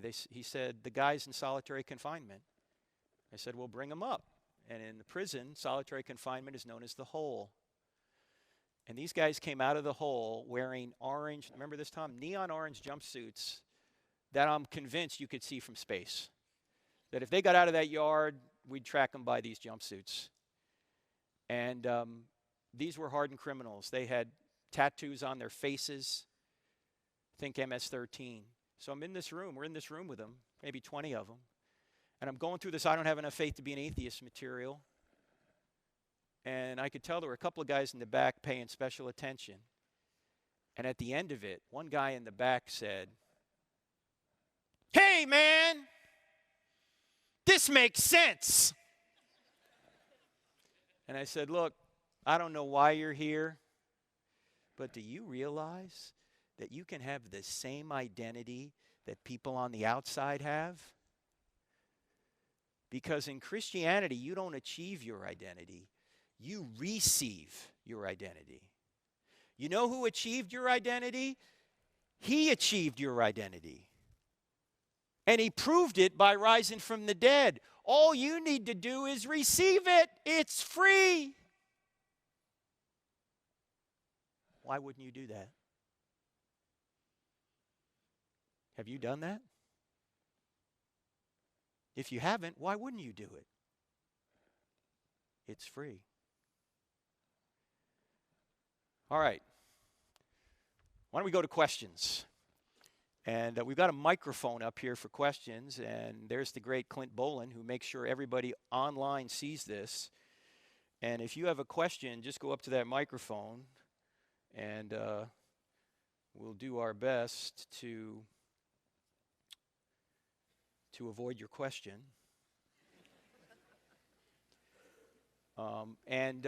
Just so you know, we've got a system here where you can tell us what you think about this seminar. In fact, if you text the word event to this phone number, 855-909-0582, it's going to text you 3 questions, and you can text us whatever you want to say. So if you would do that, that'll help us out so we can improve this thing and we can get your feedback. So let's start here. Yes, sir. What's your name? Hi, my name's Jordan. Gordon, go ahead, sir. It's a kind of a philosophical question Sure. about morality. Yeah. And perhaps with some basic exposure to philosophy, you're familiar with this is-ought gap. Yes, sir. How is that gap closed between what is the case and what ought to be the case? Mm-hmm. It's really a problem for the secularists, because the secularists are trying to say they can get an ought just from nature, from materials. But there is no ought. There just is. Now, I don't completely agree with the is-ought fallacy, because, or the is ought, the idea that it is a fallacy, because ultimately you're going to get back to a standard of righteousness, goodness, and justice that just is, and that's God's nature.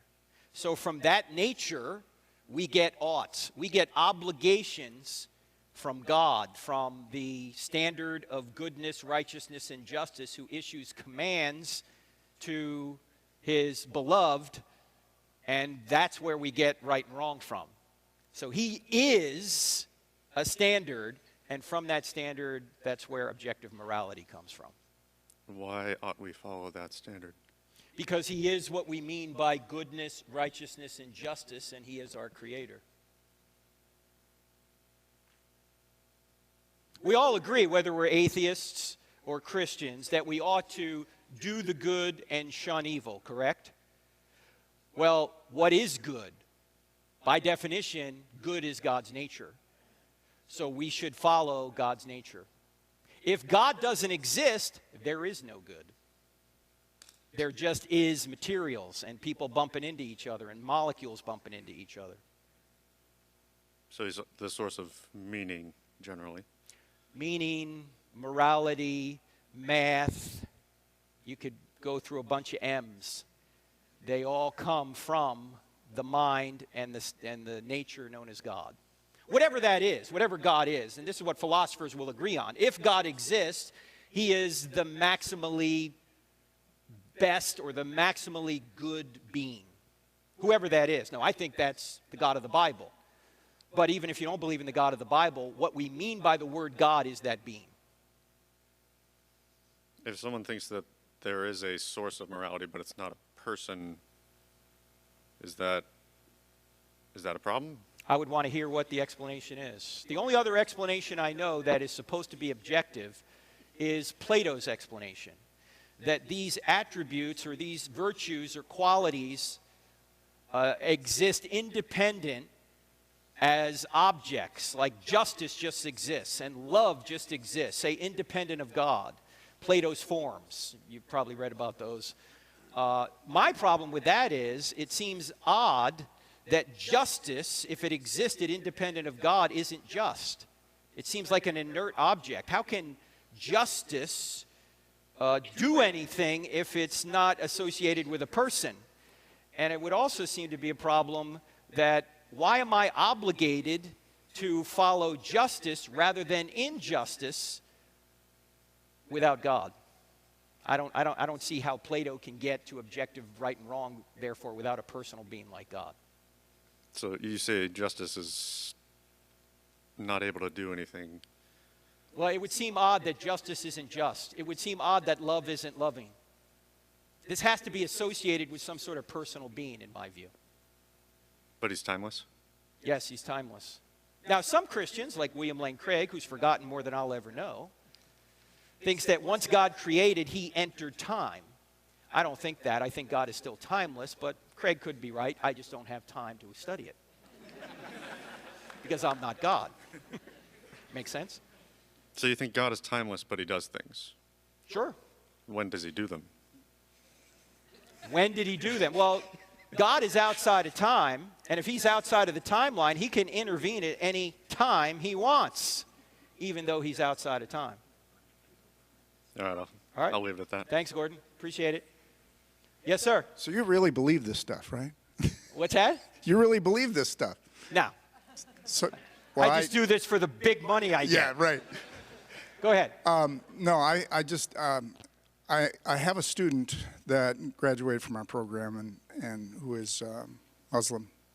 And I know, in knowing a little bit about the Muslim faith, that you were saying that the gift from Christ is free.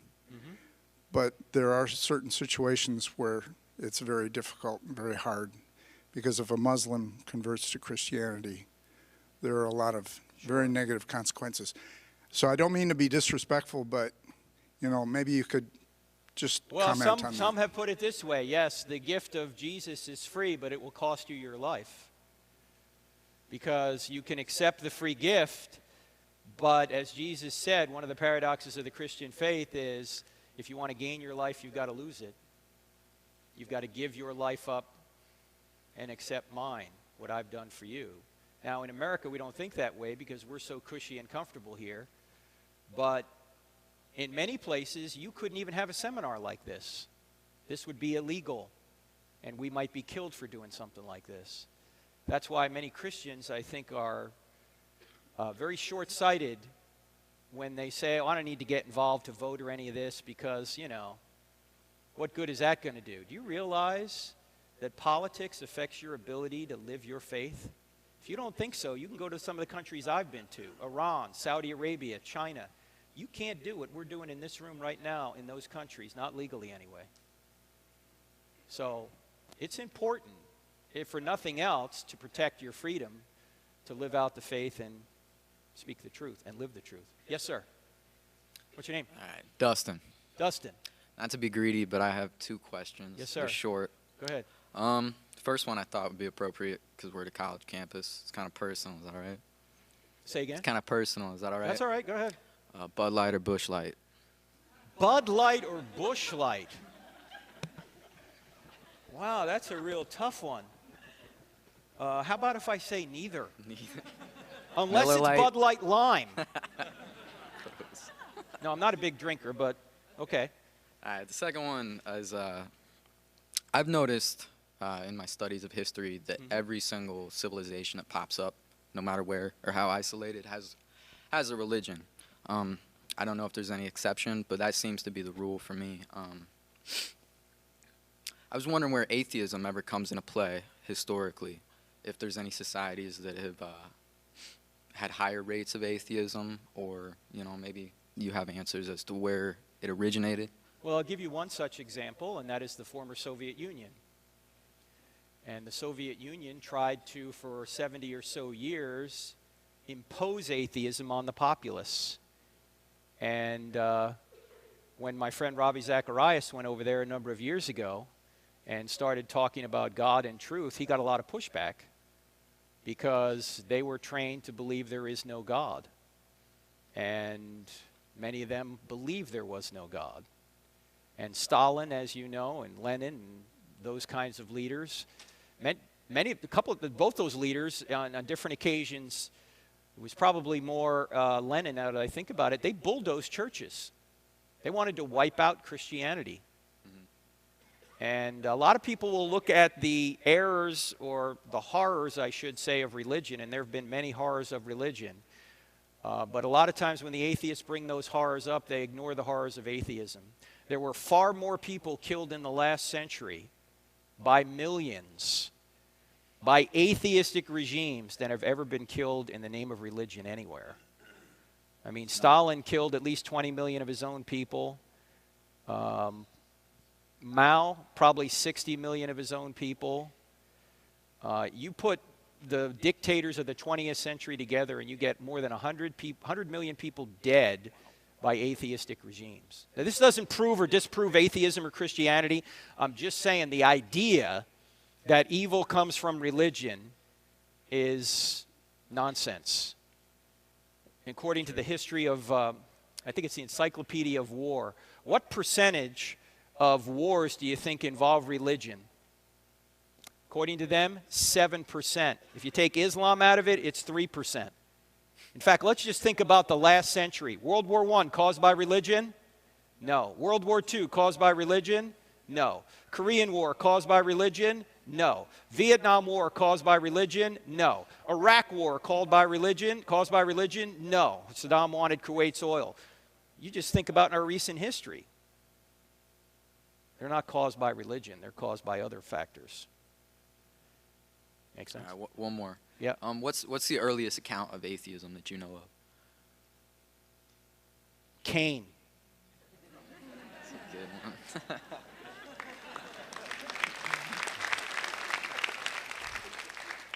Yes, sir. I was wondering how you would explain the Trinity to an unbeliever. Excellent question. If I had my PowerPoint with me, I'd do this.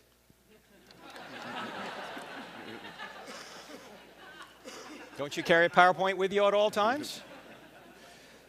Because the Trinity actually solves problems rather than creates problems. Now, there's no perfect illustration of the Trinity, but we would expect that. Why? Because if an infinite God wasn't strange to us, that would be strange. Right? But let's just take a look at this triangle here. You got one triangle with three corners, Father, Son, Holy Spirit. They all share in one divine nature. But touching the divine nature on the Son, Jesus, is a human nature. These two natures do not intermingle.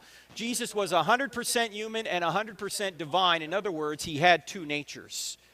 And so sometimes people will say, wait a minute, how could Jesus be God? Because he didn't know when he was coming back, and he got hungry, and he got tired. How could he be God? The answer to that question is, whenever you ask a question about Jesus, you always have to ask two questions. Did Jesus know when he was coming back? As God, yes. As man, no. Did Jesus get tired? As God, no. As man, yes. Did Jesus get hungry? As God, no. As man, yes. In fact, according to Philippians 2, the letter that Paul wrote, he said that God, or Jesus, emptied himself of his divine attributes in terms of he didn't count it equality. He didn't try and grasp those divine attributes while he was here on earth, and he came as a servant.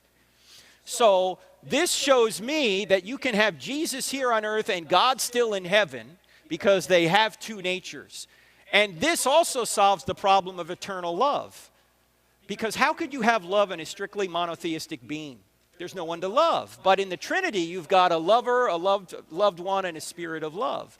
This is one of the issues with the strictly monotheistic God of Islam. There's nobody to love. In fact, that's why Islam does not believe that Allah is love. Allah's arbitrary. Whatever Allah does is good, not Allah's nature is good. Another way here of looking at this is this way, that you've got in one what, you've got three who's, who one and who two and who three, but in who two, you've got two what's. You've got what one and what two. So whenever you ask a question about who two, you got to say, what one are you looking at? What one are you talking about? You're talking about what one or what two, because if you confuse what one and what two, you can get wrong answers about who two. This is kind of the Abbott and Costello theology here, okay? So that's what I would say. And it makes sense even though we can't completely understand it. We can apprehend it even if we can't completely comprehend it. Just like you can stand in front of an ocean and apprehend there's an ocean in front of you, even if you can't completely comprehend what's going on in that ocean. So this is what I would expect if there's an infinite God. He's beyond me, and I can grasp him, but not completely. Thank you. Thank you. Yes, sir. Thanks, I'm a little short, sorry. That's all right. But my dad's 6'2", so it doesn't make sense. I don't know what happened. Anyways, what's your name, sir? My name is Min. Before we start on this, yes, sir. I would like to say I'm a Marine Corps veteran, and I want to say thank you for your service. And let me shake your hand. Thank you. Thank you for your service. Thank you. Hoorah! Marine Corps, Semper Fi, always faithful. Yes, sir. Go ahead. Absolutely. So, well, my first question, I mean, I have a couple questions, and they kind of lead in together. They kind of have, and granted, I wrote all these notes in like 20 minutes, so I might be a little jumpy, excuse me. But just to start off, Galatians 1:11-12 says, I want you to know, brothers and sisters, that the gospel I preach is not of human origin. I did not receive it from any man. What do you say against that? What do I say? What do you say to that? Because you say, so... He did not receive it from any man. He received it from the Holy Spirit. What he did is that he confirmed it when he went to Jerusalem and met with Peter and John, and probably James as well, that Paul wanted to ensure that he was preaching the right thing. He was just checking his notes out with theirs. Okay. And then speaking of all these accounts of the New Testament, they were written about 100 years after the death of Jesus Christ. Okay, hold. Why do you think that? What evidence do you have for that? First of all, we have historians by Tacitus and Josephus, as you said, but a lot of these documents were held by Christians and preserved by Christians. And as you said previously, that they could have possibly embellished. Do you think that was never the possibility to increase the church's power over the world? And then you also said that Paul had no power, and then the explosive growth of Christianity. But look at the status quo at the time. Romans. Listen. Okay, man, hang on. Let's just deal with one question here. Oh, I apologize. The one question or the assertion you made is that these were written late. Okay. I don't know what evidence you have for that, but in reality, they couldn't have been written late. Why? Paul died in the 60s. So it couldn't have been written 100 years after Jesus. Paul died 30 years after Jesus. 35 years after Jesus. And even atheists agree that Paul wrote at least 7 of the books attributed to him. I think he wrote all 13. But even atheists agree he wrote Galatians, the one you just read. Mm-hmm. He wrote First Corinthians. He certainly wrote Romans.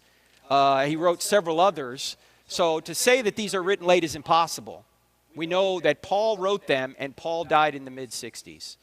Well, there are certain sources that would say it resurfaced. When it finally surfaced to the world, it would have been later in the 1st century. But besides that, you said there was no power to be gained. But look at the status quo of the Roman religion. I mean, the Roman religion was, hell is just a gray, the afterlife is just a gray area unless you were endowed by the gods. So, wouldn't it be easy to break the status quo and inspire the common people by saying that by do good works or believe in Jesus Christ, okay, but man, go to heaven? Anything's possible. The question is it reasonable? It is reasonable. Why is it reasonable? Why would Jewish believers in Yahweh invent this character and get themselves killed? To challenge the Roman authority, and it worked, didn't it? No. It did. No, it didn't. It took over the Roman Empire, but over 280 years later. They didn't live to see it. You see, there was a group of Jews in the 1st century called the Zealots. And they were sort of denominations of Judaism, like Pharisees, Sadducees, Essenes, Zealots. Zealots wanted to overthrow the Romans. The folks that wrote down the New Testament were not Zealots. In fact, Paul was a Pharisee. He was not part of the let's overthrow the Romans group. Now, they would have loved it if the Romans were overthrown, but they were not trying to physically overthrow Rome. They tried that from 66 to 70 A.D., and they were crushed. That's when the temple was destroyed, and all of that was written prior to the temple being destroyed. And one reason we know that is because the temple is predicted to be destroyed by Jesus, and no one ever comes back and says, look, it really happened. And secondly, it's not mentioned anywhere in any of the texts, but it is mentioned as if the temple is still standing. For example, in the Gospel of John, which some say is written after 70 AD, it seems to me it's written prior to 70 AD, because in John chapter 5, he talks about the pool of Bethesda. He says there is a pool in Jerusalem called Bethesda, which is right next to the Temple Mount. The problem is, after 70 AD, that pool didn't exist. So there's a lot of evidence the New Testament is written prior to 70 AD during the lifetimes of the eyewitnesses. And the data that informs some of that comes from creeds which are much earlier, including the creed I mentioned earlier, 1 Corinthians 15, verses 3 to 8.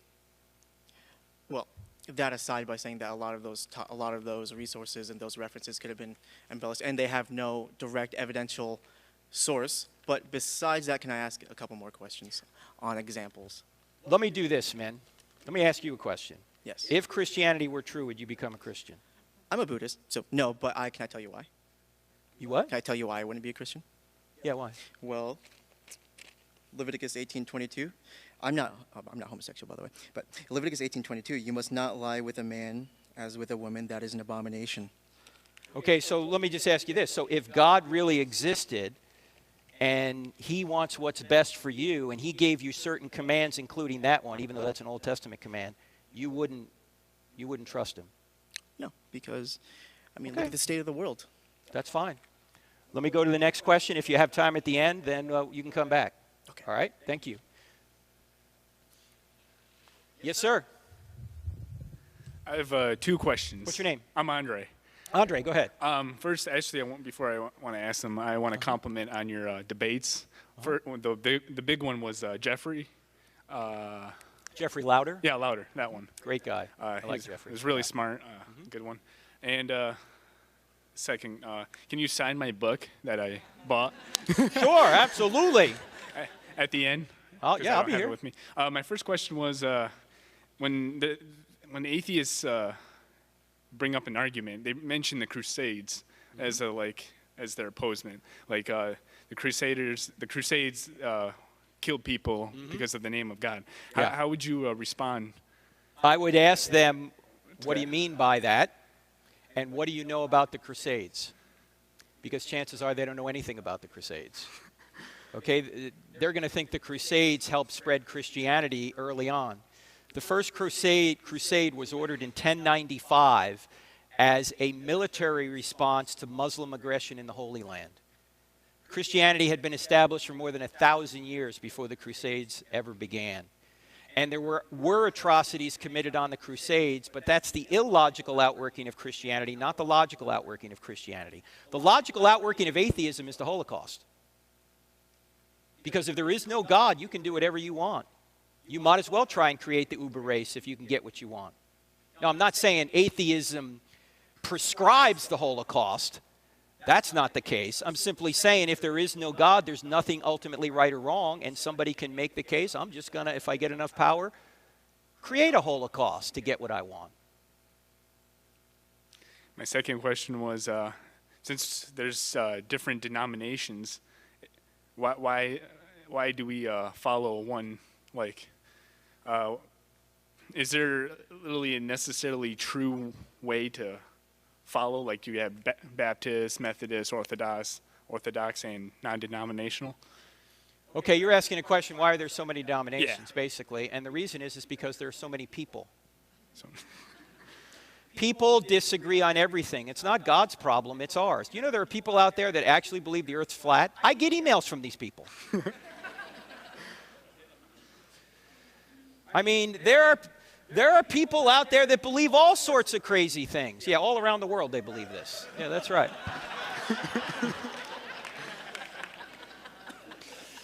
I get emails.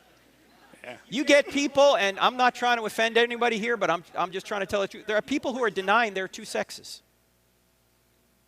They're saying there's not two sexes. I say, really? Are you denying that? You're denying basic biology now. And by the way, if there are not two sexes, how could a man transition into a woman if men and women are the same? Obviously, there has to be two to have a transition, right? Right. So people believe all sorts of different things for all sorts of different reasons. This is why Jesus said, you nullify the word of God on account of your tradition. We have to check our traditions and see if we're truly following what Christ wants us to follow. And if we're not, then we ought to get back to following what he said. The main things are the plain things, and the plain things are the main things. But let me also say this, that every single denomination of Christianity, the major ones, all agree that grace is necessary for salvation. There's none of them that don't agree that Jesus isn't necessary. They all agree you need Jesus. Some may add works to that, but everyone agrees Jesus is necessary. Everyone agrees there's a God. These are denominations that believe the Bible, not the ones that don't believe the Bible anymore. But Roman Catholics, Greek Orthodox, conservative Protestants, they all believe there is a God. You are not him. You're a sinner. You need to be saved. Jesus is the way to salvation, and that he's going to come again, and there's going to be a resurrection of the living and the dead, or everyone's going to be resurrected. Everyone agrees on the essentials. They may disagree over some things, but they agree on the essentials. Okay. Make sense? Yeah, thank you. All right, thank you. Yes, sir. What's your name? Seth. Thanks for being Hey, here, Seth. by the way. Thank you. I wanted to ask you about the Shroud of Turin. Yes. I know you've talked about it a little bit before, and I know you don't use it in your argument for the existence of Jesus, but I wanted to ask if you would consider using it in your argument for the resurrection. And the reason I ask that is because scientists believe that the image on the shroud came from ultraviolet radiation, and they estimate that it would have taken billions, if not trillions, of watts, which is more than what we can generate through modern technology.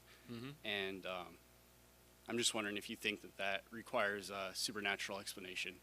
It probably does, but it's not an argument that I think is necessary to make the case for the resurrection. So I don't add it because it's a bit controversial. Why add controversial arguments when you can use more mainstream arguments? But my friend Gary Habermas, who I said is the top guy in the world on the resurrection, in fact, his magnum opus he's writing right now, I just saw him a couple of weeks ago in New Orleans, is nearly 5,000 pages on the resurrection. He is a big student of the Shroud. In fact, the book that he wrote that has sold more than any other book, he wrote it 40 years ago, is called The Shroud. And he thinks, if you ask Gary, do you think that the Shroud of Turin is authentic? He'll say, I'm 80% sure it is. So I agree with Gary. All right. Thank All you. right. Appreciate it. Thank you. Yes, ma'am. Hey, yeah, it's a good thing this isn't a church. Otherwise, I wouldn't be allowed to speak, right? No, but I want to talk about the Gospels. What's your name? Rachel. Hey, Rachel. They're not necessarily eyewitness accounts. They're written in the third person. And the reason why we have the names Matthew, Mark, Luke, and John is thanks to the Catholics putting those labels on there. So I guess I don't understand why you say they are eyewitness accounts. Why do I think they're eyewitness accounts? Right. Because they contain eyewitness data. Like, for example, the Gospel of John, there are 59 eyewitness details in that document called the Gospel of John that could only have been known by an eyewitness or somebody who knew an eyewitness. Okay, is it possible that someone could have just been writing a story? Well, then you'd have to discount all the other evidence that this doesn't appear to be a story. It appears to be a historical account. From the Bible, right? The Bible is writing about, like Mark is the first gospel that was written. And Probably. Some think Matthew may have been written first. Most scholars say Mark was written first. Okay, so we'll go with the general consensus, I guess. And then they say maybe Matthew and Luke used a lot of Mark. That's why there's a lot of coinciding events. And if you ever read the Gospels horizontally, where you compare each resurrection account, there seems to be a lot of contradictions, and it's not just an eyewitness What would those problem. contradictions? Well, for example, I think in Mark, the ladies go to the tomb, and Jesus isn't there, and an angel tells them to go tell the people, but they don't. It just ends, and then something else is added on about snakes. And then Matthew, he goes ballistic and says there's angels and earthquakes and everything at the resurrection. And they tell her to go tell them to go tell the disciples, and they do this time. Luke reins it in a little bit, and he says the stone was already rolled away, and the angel is sitting on the tomb. Or I don't have this exactly correct, but it's the gist. And then John, being the beloved disciple, made himself, or whoever wrote it, made himself get there first before Peter. And I don't know, there's just a lot of contradictions. How are those contradictory? I don't see them contradictory. I see them complementary because they're written by different people telling their perspectives on. How are they contradictory? How did Luke miss the earthquakes and the angels? That seems Well, like a big detail. if he doesn't report an earthquake, that doesn't mean it didn't happen. It doesn't mean it did. No, but it's not a contradiction. Well, Like, for example, if somebody came into this, some reporter came into this room tonight and said, Frank Turek gave a presentation, that would be true. And if somebody else came into this room and said, Frank Turek spoke and so did Dr. Ben Gates, that would be true as well. That would be complementary. That would not be contradictory. right, but those are ordinary, those are just ordinary circumstances, ordinary things. Those are not hard to believe. When something extraordinary happens, like there's angels and earthquakes and stones rolling away and But all they're not that. contradictory. You might say, well, I would hope accounts this seem would be to- in here. See, here's one of the problems that I think some skeptics have with the scriptures, is they want to say that they're too divergent to have been true. Yet on the other hand, if they were exactly the same, they'd say, well, they were just copied from one another. See, They're both, the Gospels have both, exactly the same and different. Right, because they are So- witnessing the same events, so you're going to have some overlap and then you're going to have some differences. Let me give you a couple of examples of this.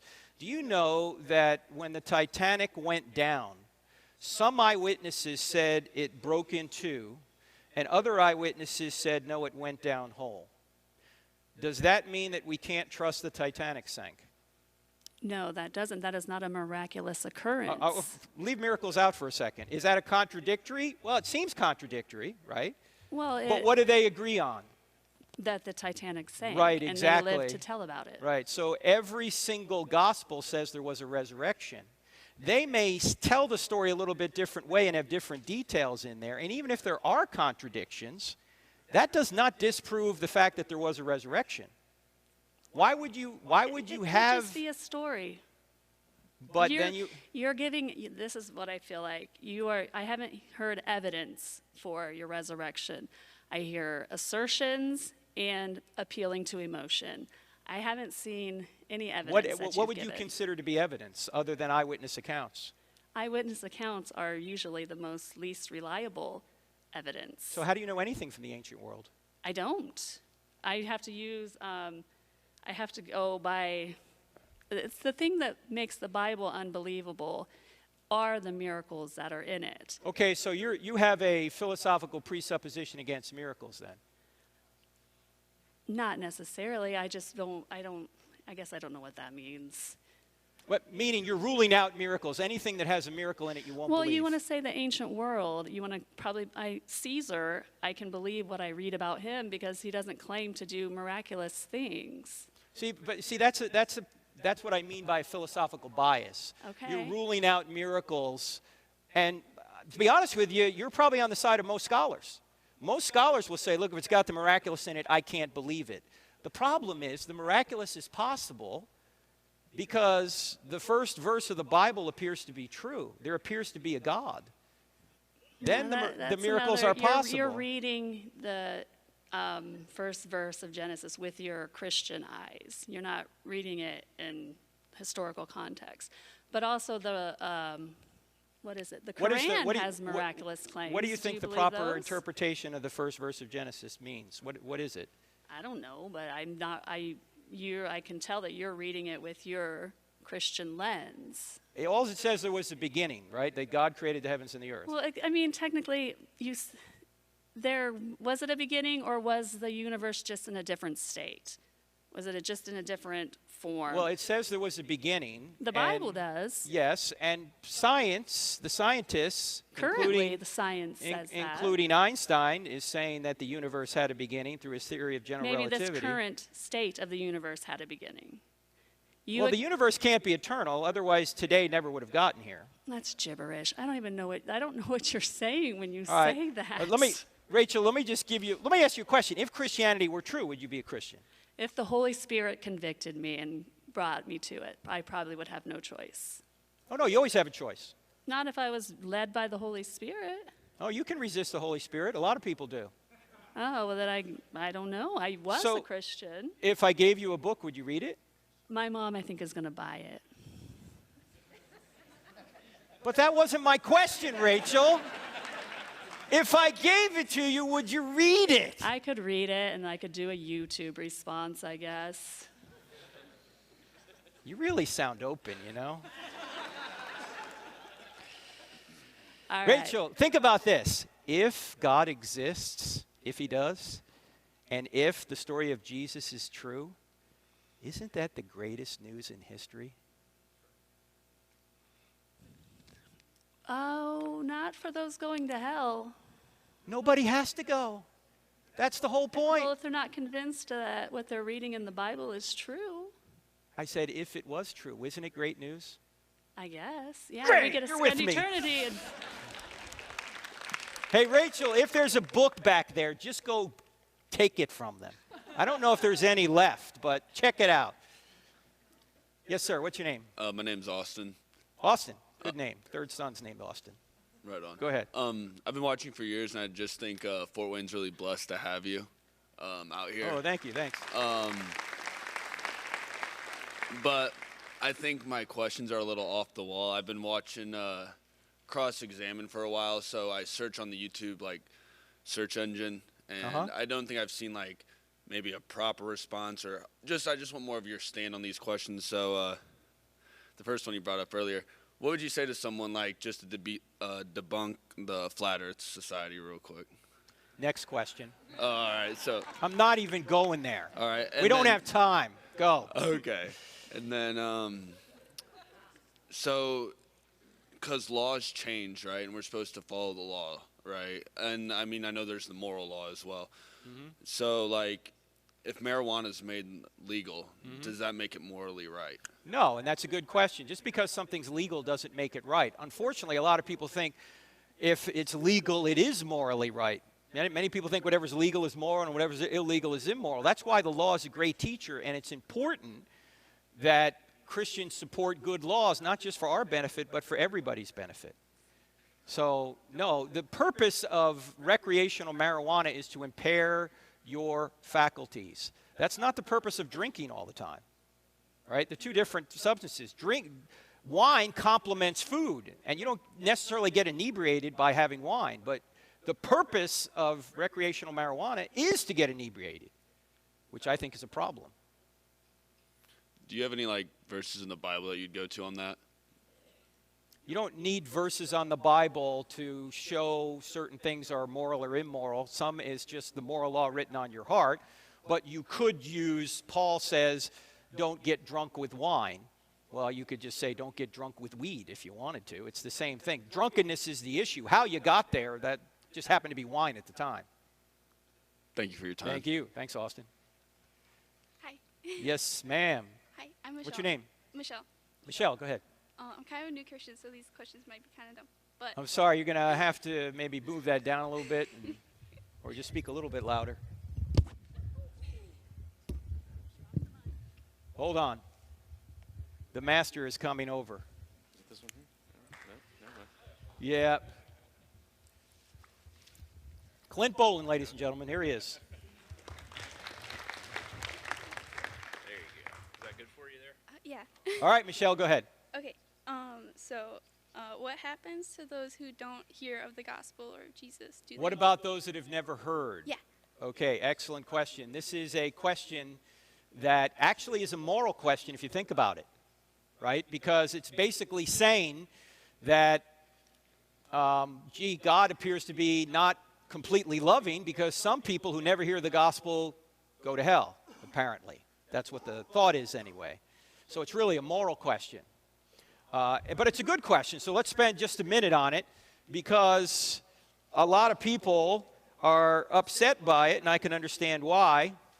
But what about those that have never heard? First of all, Christ's sacrifice is necessary for salvation. The fact that Jesus is the only way is not arbitrary. It means that he is the only being who is an innocent human being who could be punished in our place. And that's why Jesus is the only way. If God is just, and he is, he has to punish sin. But what do we learn from this? Everyone knows that God exists through nature and conscience. So there's nobody out there who's never heard of God. Everyone knows there's a creator God. They don't need a Bible. They don't need a missionary. They just know from creation and conscience. Some say that those who don't know Jesus can be saved by Christ's sacrifice if they seek God, like, say, the Old Testament saints. They didn't know Jesus' name, but they were still saved by the sacrifice of Jesus. Is that possible, that people who don't hear about Jesus can be saved just like the Old Testament saints? Philosophically, sure, it's possible. But biblically, it seems that you need to know the name. It's more biblically consistent that God will get true seekers the truth about Christ so they can be saved. For example, in Acts chapter 10, there's a story of Cornelius who believes in God, but he doesn't know who the Holy Spirit is. He doesn't know who Jesus is. And God sends an apostle over there to get him saved. So it seems to be that God has to get the word to people so they can be saved. It could be that God has so ordered the world so that those who never hear the gospel wouldn't have believed it anyway. If you think about it, we know there are people out there who hear the gospel and don't believe it, right?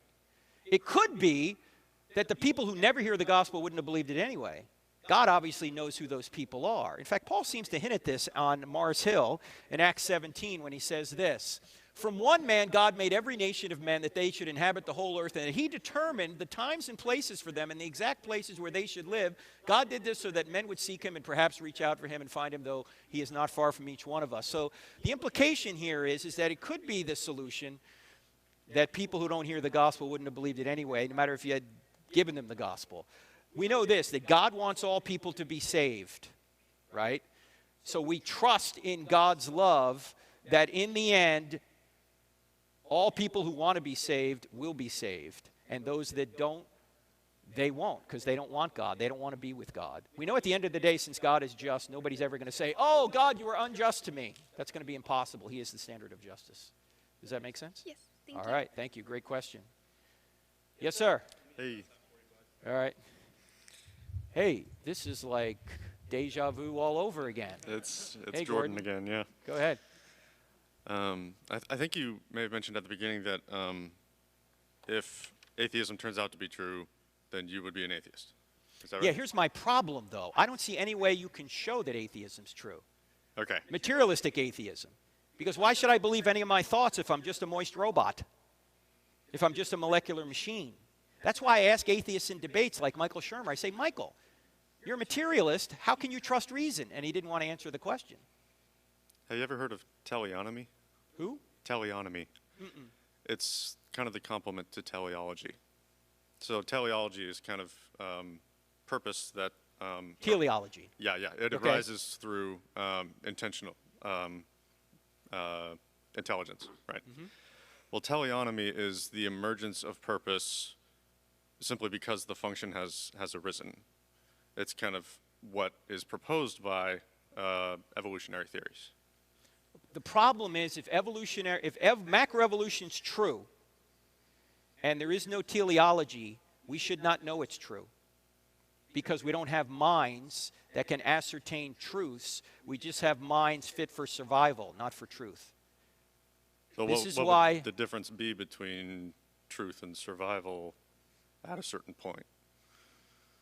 Well, it could be that, There's an like overlap. let me give you an example. Like the research shows that people who believe in God live longer. But if God doesn't exist, that's a false belief, but it helps survival. So you're surviving, but you don't know truth. What is truth in this context then? Well, truth is what corresponds to reality. So Okay. if I'm believing in God and I live longer because of that, I'm surviving longer, but I don't have a true belief. So if our minds are what our brains are doing, then our brains are making representations of reality, so those representations can be true, right? The only way you could know if something were true is if you had a mind that could follow the evidence where it leads. In other words, if your mind wasn't completely controlled by the laws of physics, you had free will, in other words. And it seems to me the only way you could have free will if there's an immaterial reality to our apparatus here. But that's exactly what atheism denies. There's no immaterial reality. We're just molecular machines. We're moist robots. I'm an atheist, but I don't deny certain immaterial things. But Okay, well, good. Well, what immaterial? How do you ground immaterial reality then? Where does all this come from? Well, that's where my faith comes in. But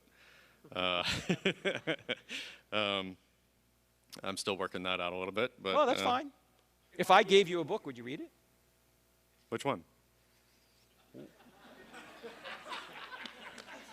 I assume it's one I haven't read yet. How to Make Love Last Forever. Your Best Life Now. No, I want to give you my book back. Anybody got any books back there? They're out. If you give me your address, I'll send you one, Gordon. I've actually been using audiobooks, so Okay. I can probably go All that right. way if you have it. Stealing from God. Check that one out. Why atheists need God to make their case. That's what we're talking about right now. Okay. All right?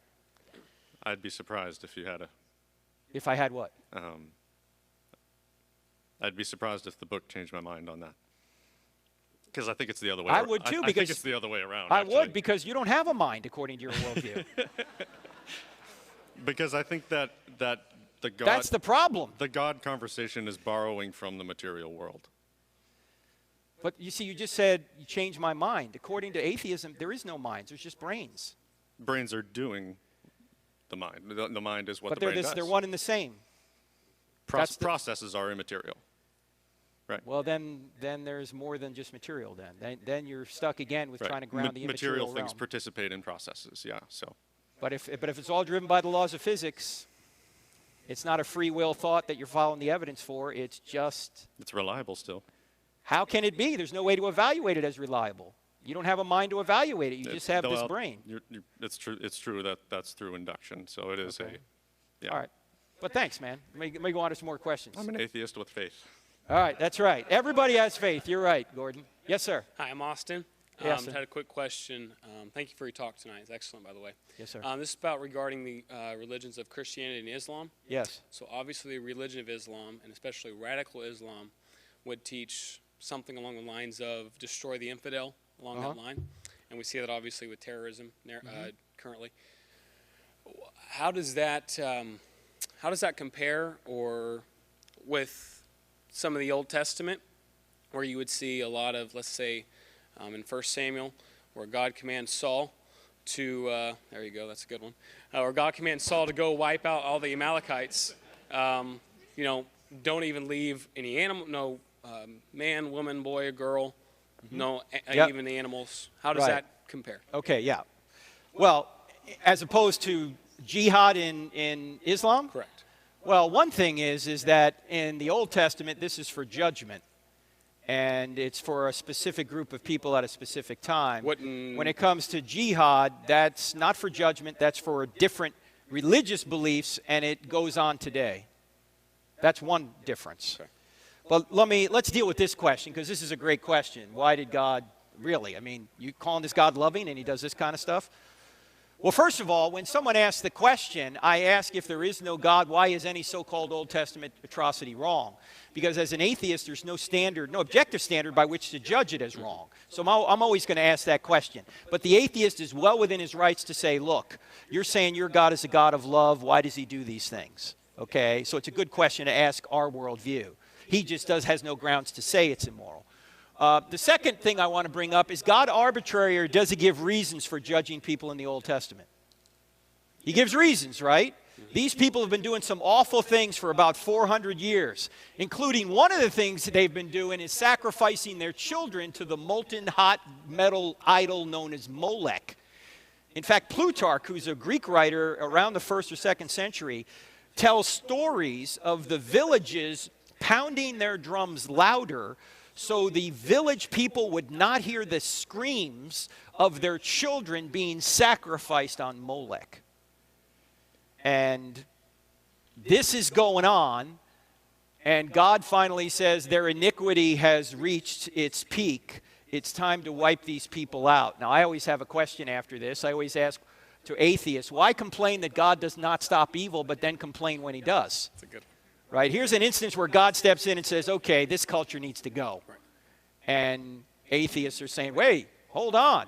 You can't do that. When previous to that, they're saying, why doesn't God jump in and stop evil? But you can still ask, well, yeah, he did stop evil, but why kill all the children? I mean, that seems to go above and beyond. Next point is this. Is God committing murder by ending lives here on earth? When God kills somebody, is it murder for him? No, of course not. God is the creator of life, and he can resurrect life, so it's not murder for him if he takes somebody's life. He may have a morally justified reason to do so. In fact, if Christianity is true, God has the right to usher people into the next life, whether they are 2 years old or 82 years old, because people don't die, they just change locations. If God has a reason to try and take out this group of people, the Canaanites, because he doesn't want them interfering with the Israelites and he's trying to get the promised people to the promised land to bring forth the promised Messiah to save the whole world, he has the authority to do that. And we might also add this, that the Old Testament theocracy was unique and temporary. It was not the ideal for all time, but the means to a promised new covenant. Now, the other thing that people forget about this is that this is not genocide. Why? Because God did the same thing to Israel. In fact, this is the best book on it right here, Is God a Moral Monster by Paul Copan. Look what he says here. Contrary to the common neo-atheist caricatures, the Old Testament laws weren't the permanent divine ideal for persons everywhere. God informed his people that a new enduring covenant would be necessary. By the Old Testament's own admission, the Mosaic law was inferior and future-looking. And then Copan goes on to say that God wiped out Israelites for, say, worshiping the golden calf. So it's judgment. It has nothing to do with genocide. So God can do that. Now, Copan also points this out. His view is that when he says wipe out everybody, that was just ancient Near East exaggeration, that everybody wasn't wiped out. Because these people who Saul says, I wiped out everybody, and then they're not wiped out. still exist. And in Deuteronomy 7, where you have one of these commands to wipe out everyone, it says wipe out everyone. And then right after it, it says, and then don't intermarry with them. And you're going, like, how could you intermarry with anybody you just wiped out?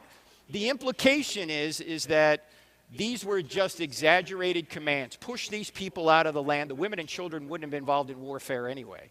Okay. So that's one view of it, and Copan goes into a lot of detail on that. Okay. Could you explain, I know you said it, but the difference between, you mentioned that jihad wasn't religious? What I'm saying is jihad, by the interpretation of people like Osama bin Laden and others, their interpretation is that jihad is a command for all time on anybody who's a non-Muslim. You've got a couple of choices if you're a non-Muslim. You're either going to be murdered or you're going to have to pay the tax to live in a Muslim land. Is that a judgment? What do you mean it's a judgment? Because we mentioned that God brought judgment to the Amalekites, per se, or the God, those who were worshiping Molech. According to them, it's judgment because you're not a Muslim. Right. In this case, God is taking people out because of their immoral behavior, not because they don't believe in Yahweh. Fair. That's fair. Okay. That's fair. Thank you so much. All right. Thank you. Oh. All right. One more. Mr. Seattle, how you doing? Or, how are you? Hey, sir, what's your name? Also Frank. Frank! How many Franks are there in the room? Frank! Come on! Gee, who names their kid Frank anymore? I'm sorry, Frank. Go ahead, sir. Well, first I have to thank you because, a few years ago I was on a plane, and in the terminal I saw one of your videos, so I downloaded it, and it was hugely instrumental to me coming to faith. Oh, thank you. So thank you. So God says he's patient. He doesn't want anyone to perish. Yeah. And that we all come to repentance. So people are being born every day. Right. Why doesn't he just end the world now so people stop going to hell? Why doesn't he do what? Just end the world now so people stop going to hell. Because the fullness of the Gentiles haven't come in. Hell can't veto heaven. God still wants more people in his family, and he knows there's a lot more people that could be in his family. They just haven't been born yet. Or maybe they have been, and maybe he's going to end the world tonight. I don't know. Okay. Right? So C.S. Lewis has written on this, if you want to go further on it, where he talks about hell can't veto heaven. In fact, I just saw a play put on by my friend Max McLean, who plays C.S. Lewis in some of his plays. And one of the plays he wrote was based on Lewis's book, The Great Divorce, which is a great book on heaven and hell. And I think it's Lewis in there who talks about the idea that, you know how you get older, you start to lose your train of... Lewis said something good in that book. I don't know where I was going with that, but get the book, The Great Divorce, because it's really a story about a busload of people who are in hell and they take a ride to heaven and they realize they're not fit for heaven. Okay. All right? Thank you. All right. Thank you so much, Frank. And thank you, ladies and gentlemen. Sorry, we got to go. Thanks to folks out there. Tomorrow night at Ohio State. Tune in again if you can.